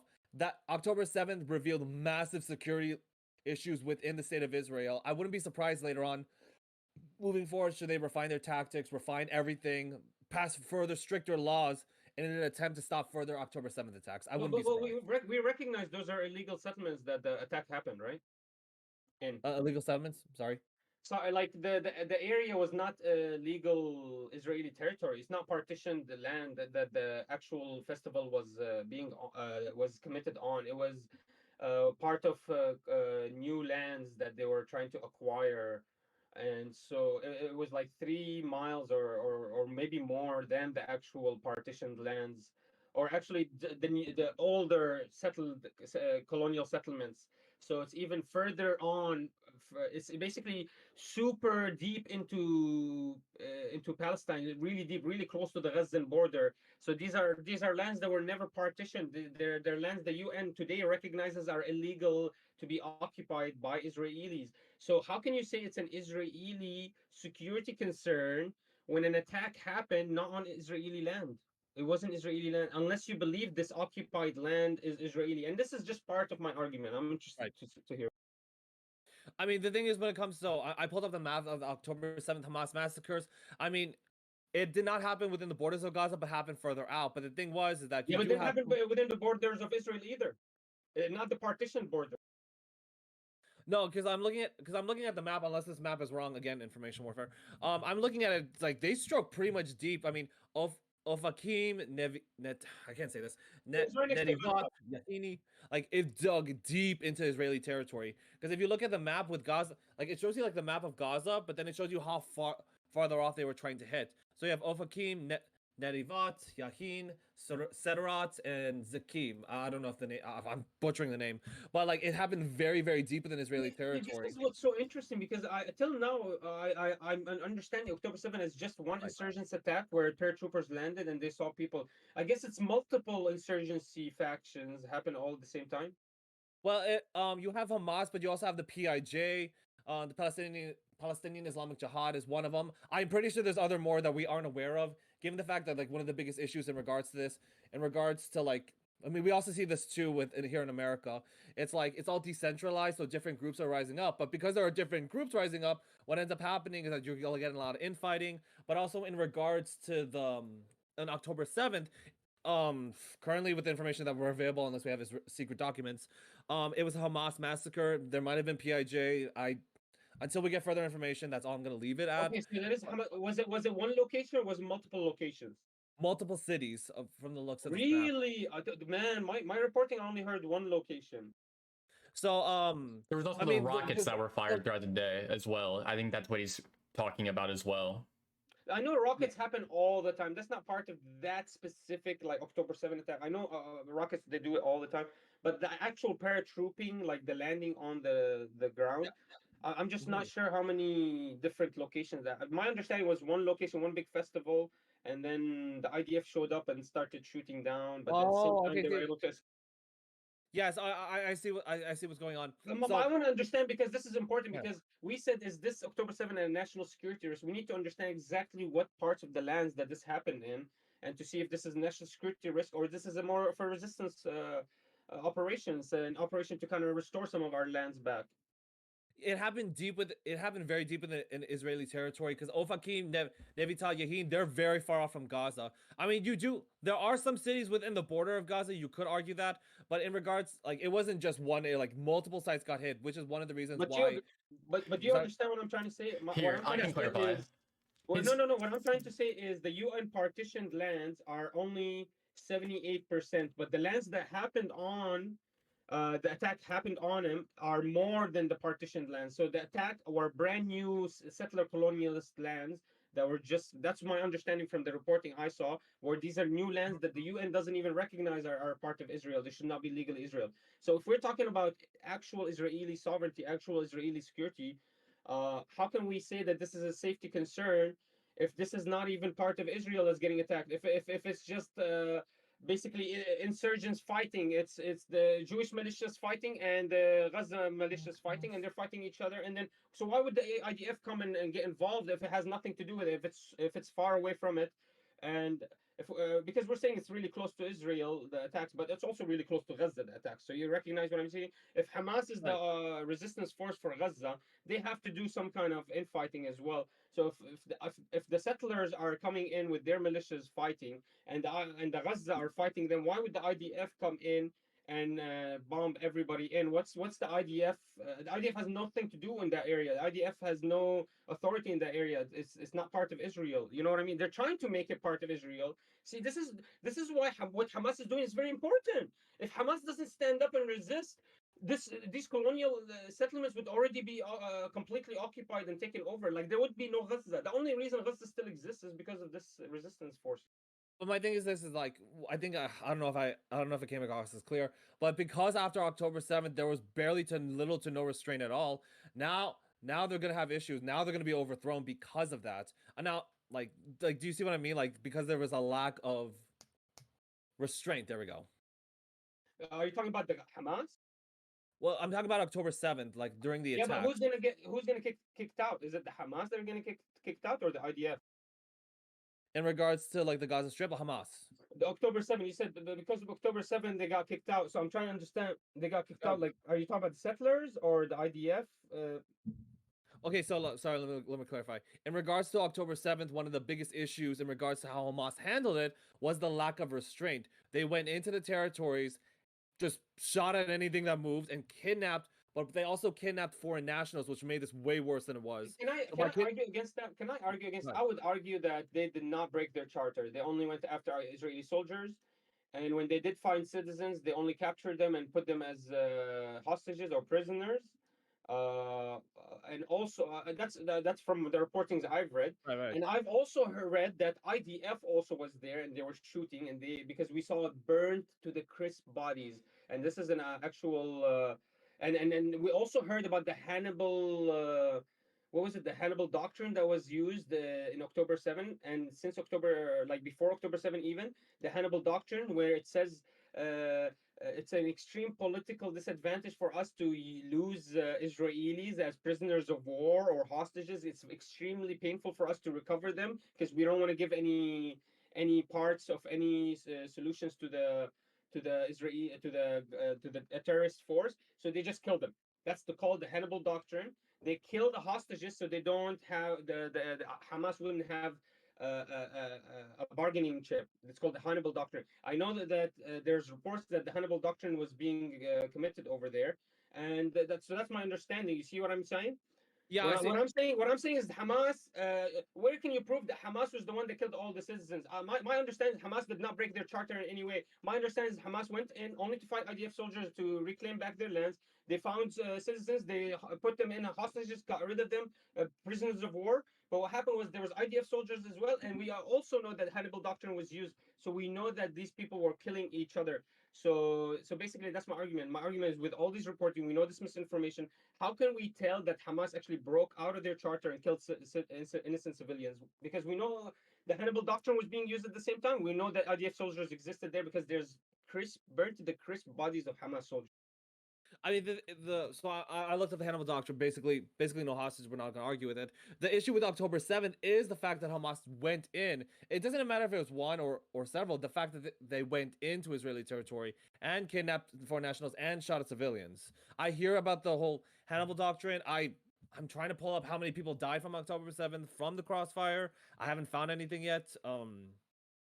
Let me see. Yeah, I haven't found anything, but my thing is in regards to like the entire thing with October 7th was the fact that Hamas was trying to go over there, did fire on civilians, they did kidnap foreign nationals, and then they brought them back. I think even for Hamas, I think even Hamas admitted themselves that that their mistakes were made. I didn't see if they clarified on that. Admitted mistakes were made.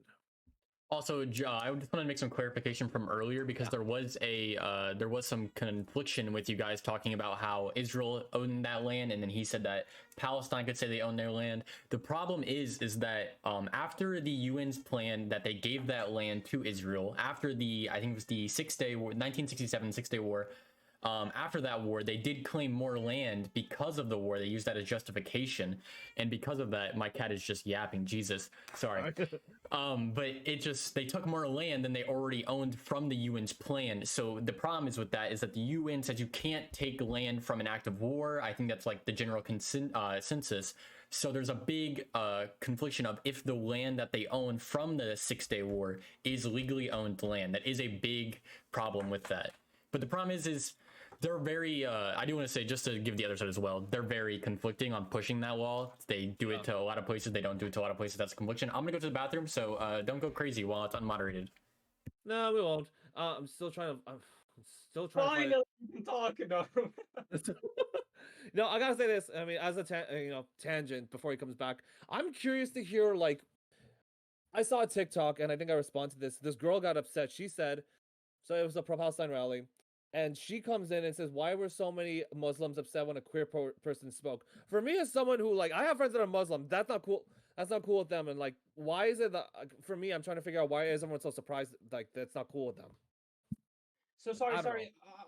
I'm not understanding exactly what you want me to respond. Yeah. So my reaction is queers for Palestine. There are within here in the West, there's a lot of queers for Palestine and all this other stuff. For me, as someone I know Muslim cultures, I got friends that are Muslim. Just out of curiosity, what's in regards to your take on it? Because for me, I find it disrespectful when you mix the LGBT flag with the Palestinian flag. I'm like, that's just no. So no. So this is what happens. So I see what you. I want to ask you: are you subjective morality or are you objective It's morality? not objective morality. I mean, where are we going? No. The second you tell me if you're subjective or objective, you don't have to tell me what religion. I just want to know. Yeah, go ahead. Are you subjective or objective morality? I do you have religion or no religion? He's saying, are you religious? I'm religious. Okay, you're religious. Okay, so listen to me. So you're right. The queers for Palestine is an interesting thing, but we do not disagree with this. This is not actually disrespectful for the Palestinian people. What's disrespectful is if they think that we're going to change the laws for them. That's disrespectful. Okay. Okay. But for them to sit there and supporting us, that's not disrespectful at all. We actually expect I mean, it's very hard to not support the truth. So even the most corrupt criminal, we believe, can support the truth. You see what I mean? It's very hard to not support the truth. So just to sit here and say that, oh, this guy's a criminal, but I don't want him to support me, that's not something we do. Okay?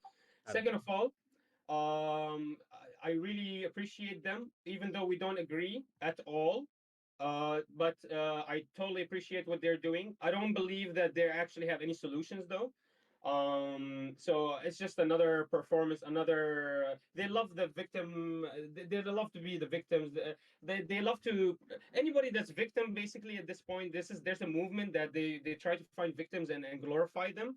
And so that's really nice. I appreciate you, but their solutions are not real solutions. For example, they would disagree with me. I don't want the two-state solution. I want a one-state solution.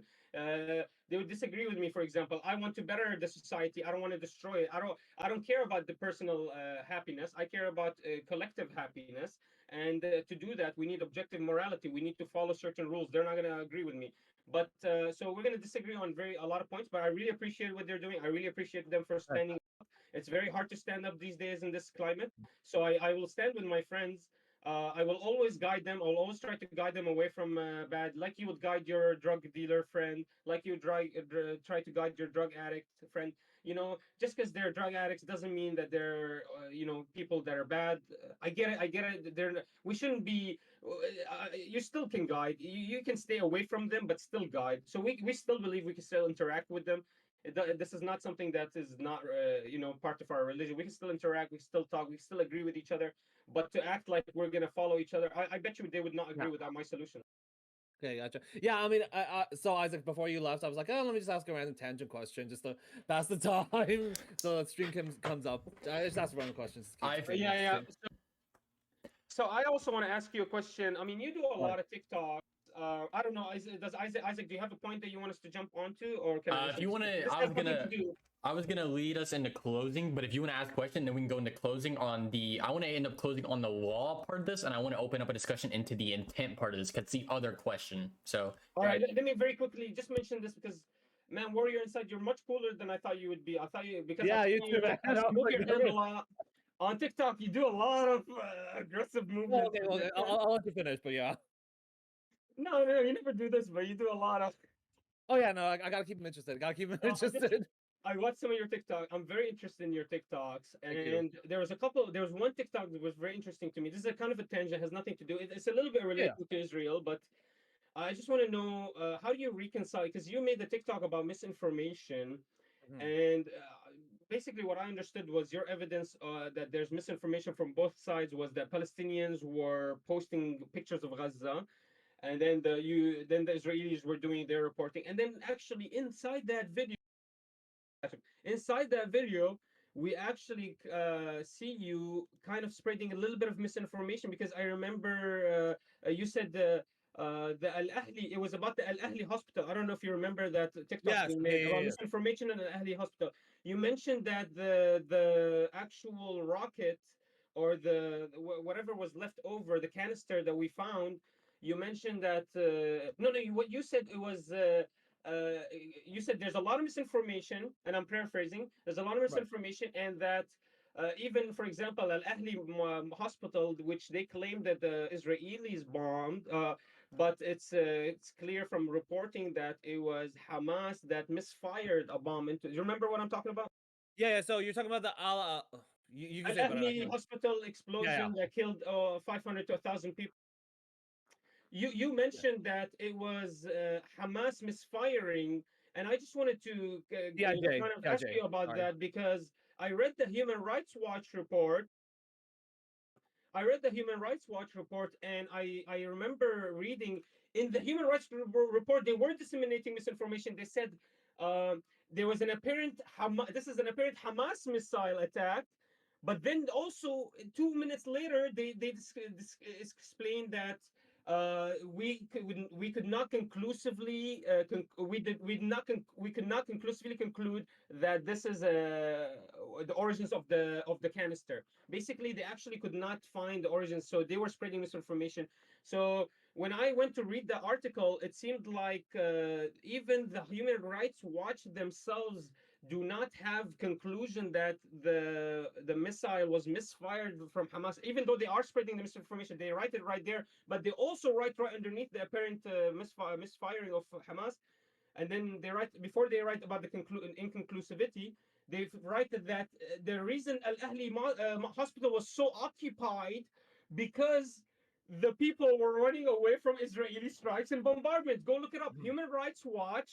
Look up the report. Human Rights Watch report about Al Ahli hospital explosion. They start saying this is an apparent Hamas missile attack.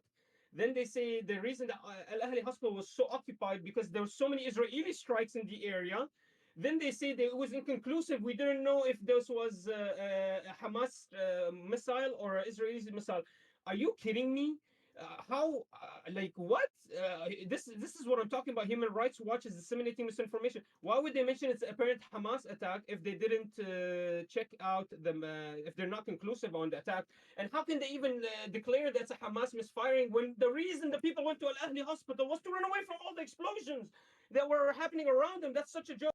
And then what happened was you reported it, and you reported it as Al Ahli hospital exploded because of a misfired Hamas missile. So I just, Right. you see, how can you reconcile those differences? I mean, I'll go back to the video. If I said it, then if I said it was Hamas, I'll miscorrect it because it wasn't Hamas, it was PIJ.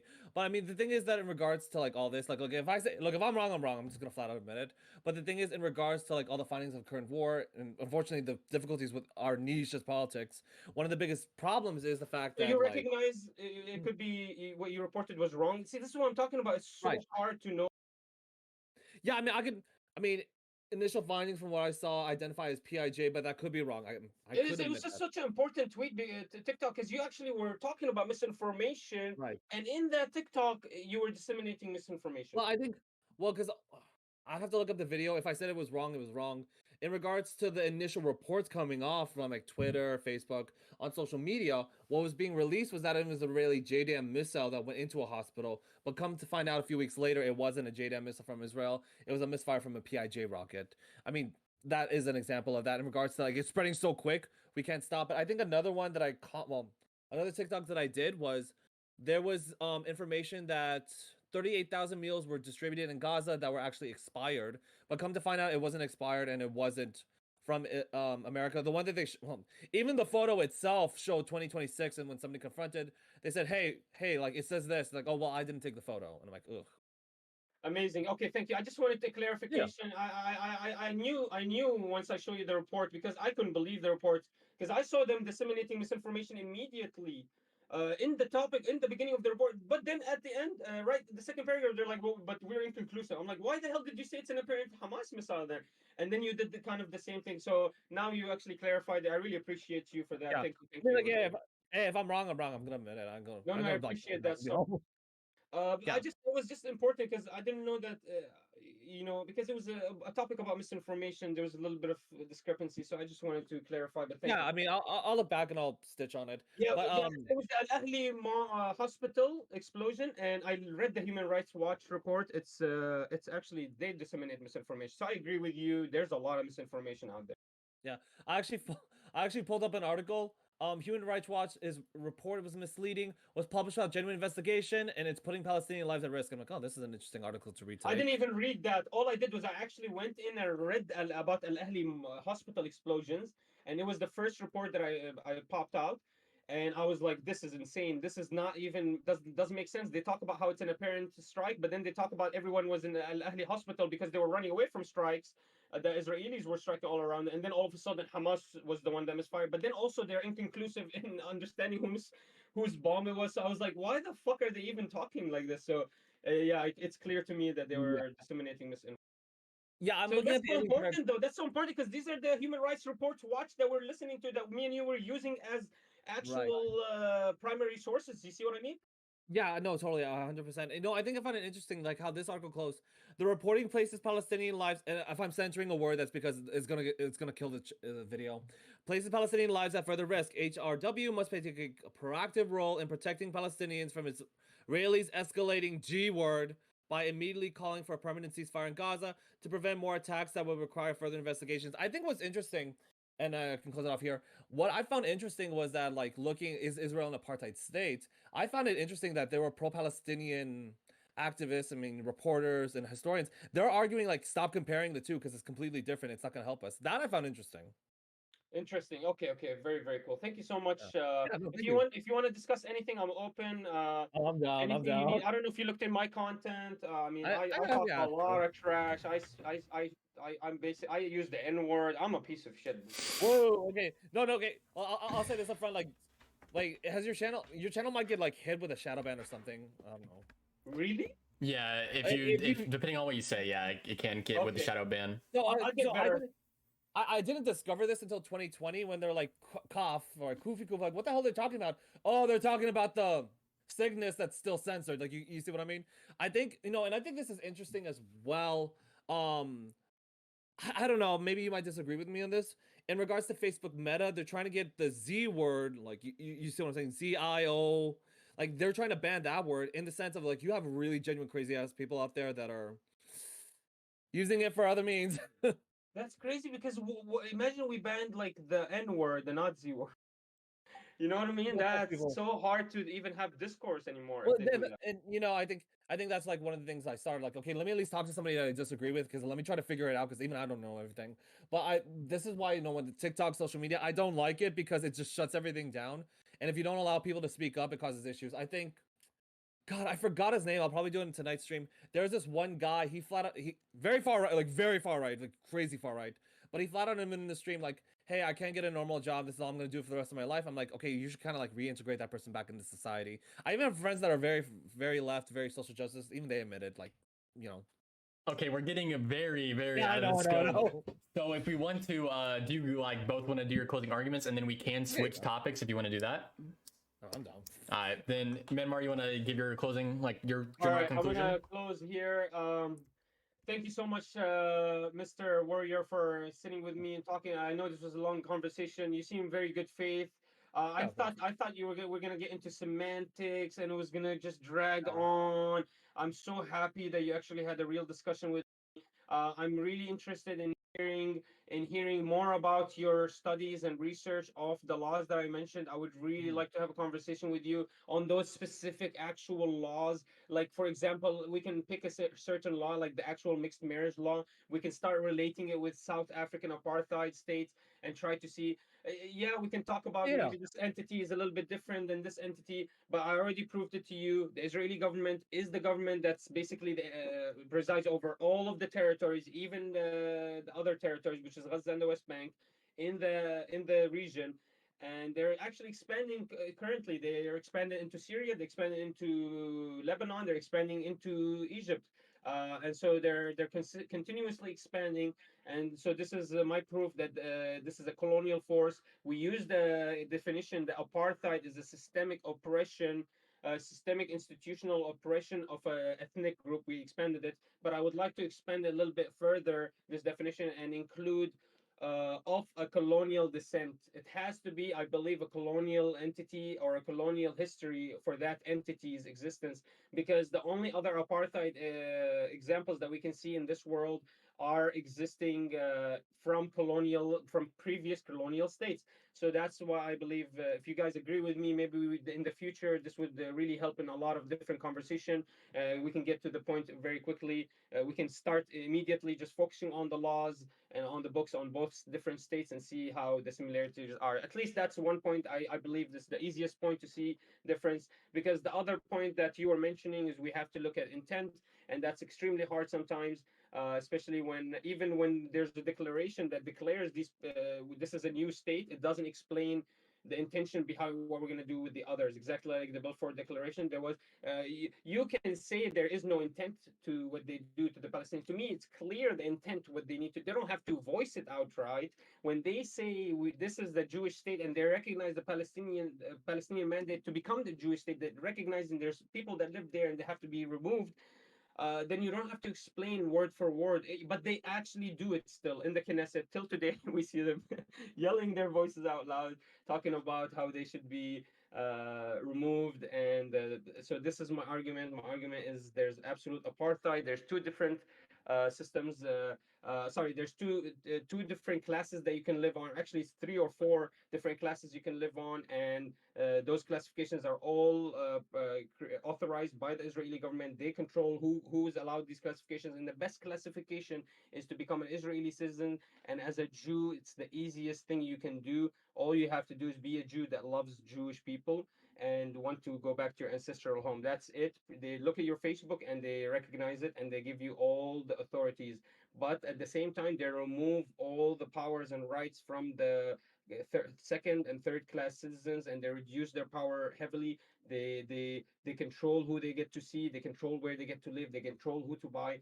To me, this is absolutely a system of oppression institutionalized inside the institutions of the state, and is part of a colonial history. And so this all lands on my definition of what apartheid is. I hope we can agree on this, and if we don't, maybe in the future we can find a place where we can reconcile. Yeah. My closing argument is that given the fact that the international system, geopolitics, everything, I mean, that's what my channel's based off of. It's very very hard, the burden of proof to meet substantial sort of crimes. Granted, yes, he did have you had evidence, we talked about it, but even then you can kind of see like the biggest difficulty is to prove everything and anything, which makes it difficult. I mean, currently right now in our history, there's only been two, like, you know, as of March 21st, 2024, only two people have been committed guilt were found guilty of the crime of apartheid. And even then, looking at those laws, I mean, moving forward is going to be a bit difficult. I mean, it'll be interesting to Do see you what know that two happens. people? Sorry, I'm sorry. You said that before. I want to know who those people. Yeah, so Like, it was is a that crazy. a part of the Southwestern African government? Like, Yes, are they you? were part of the South. Yeah, they were part of this South African government. I even have this article. Where the hell is it? Okay, Yeah, then okay. that's it. I'm clear now. I just didn't know if it was a different entity. Yeah. So this is a historic indictment in South Africa and an application of customary international law. It was a 26-page reporting, just basically speaking about like what specifically happened. Because that's, to my knowledge, that was the only time. And it's really long. I couldn't even bring it up here because it's really, really long. But I mean, it's interesting to note. I mean, unfortunately, one of the flaws of the international system is defining terms, being able to hold certain state entities accountable, but also at the same time looking further and deeper into the laws, into the regulation as to why they did what they did. For me, as someone who like I'm a realist international theory in regards to, I believe everyone is a rational state actor. No one is evil. They're doing certain things for the sake of logical arguments. Now, obviously, I can't see arguments against that, but for me, in regards to how I view things, everyone has a rational belief or rational reasoning as to why they're doing it. In closing, we opened this up. I don't know if the stream kicked it off this way, but before I'm not sure if the stream even started like this, but the first thing we all got in here was like, man, you Google Israel and apartheid and you just get bombarded. I mean, it's gonna be like, I'd love to talk about it more because even there are gaps in knowledge where even we both admitted we don't know everything, which I am glad because if you type in like Israel apartheid, you'll see like the Destiny and Finkelstein debate, and that was a mess. So I'm glad it didn't get to that level. So Can you believe even those the top officials, they can disagree that hard? Yeah. Well, I mean, it's kind of sad. It's like over here, it's like, okay, like we disagree, but at least we can talk about it. Over there, it just devolved so quickly into you're a blanking idiot and like, Mr. Manorelli, Mr. Manorelli, Mr. like, dude, shut up. Like I want to slap. Like that's what unfortunately, like I never do ad hominem because the thing is, the second it starts getting to that level, it's gone. Where it's like, dude, shut up. I'm not gonna lie. One of the ways I thought you were gonna come at this is ad hominems, because my YouTube is crazy. I'm crazy on YouTube. I'm insane. I say whatever I want. I'm gonna calm it down a little bit, but I say everything I want. And so I thought you were gonna come at me ad hominem. So I really appreciate that you did not. Yeah, And I'm not no. trying to ad hominem you. I did mention that TikTok. It's not an ad hominem. It's a really Yeah, a real no. concern. A real concern I had, and I'm sure it's gonna better your TikToks in the future. Yeah, It's just a real criticism. Constructive. Yeah, I mean, I'd rather have someone be constructive criticism because when I first made it, I didn't, dude. I'm gonna say this up front. I think we mentioned it before. I'm not like white liberal women on the app are really bad because I remember I think like the third or fourth TikTok that I made. There are certain words that I cannot say that were tossed at me that it's gonna get your channel automatically banned. But yeah, let's just say it's not nice words.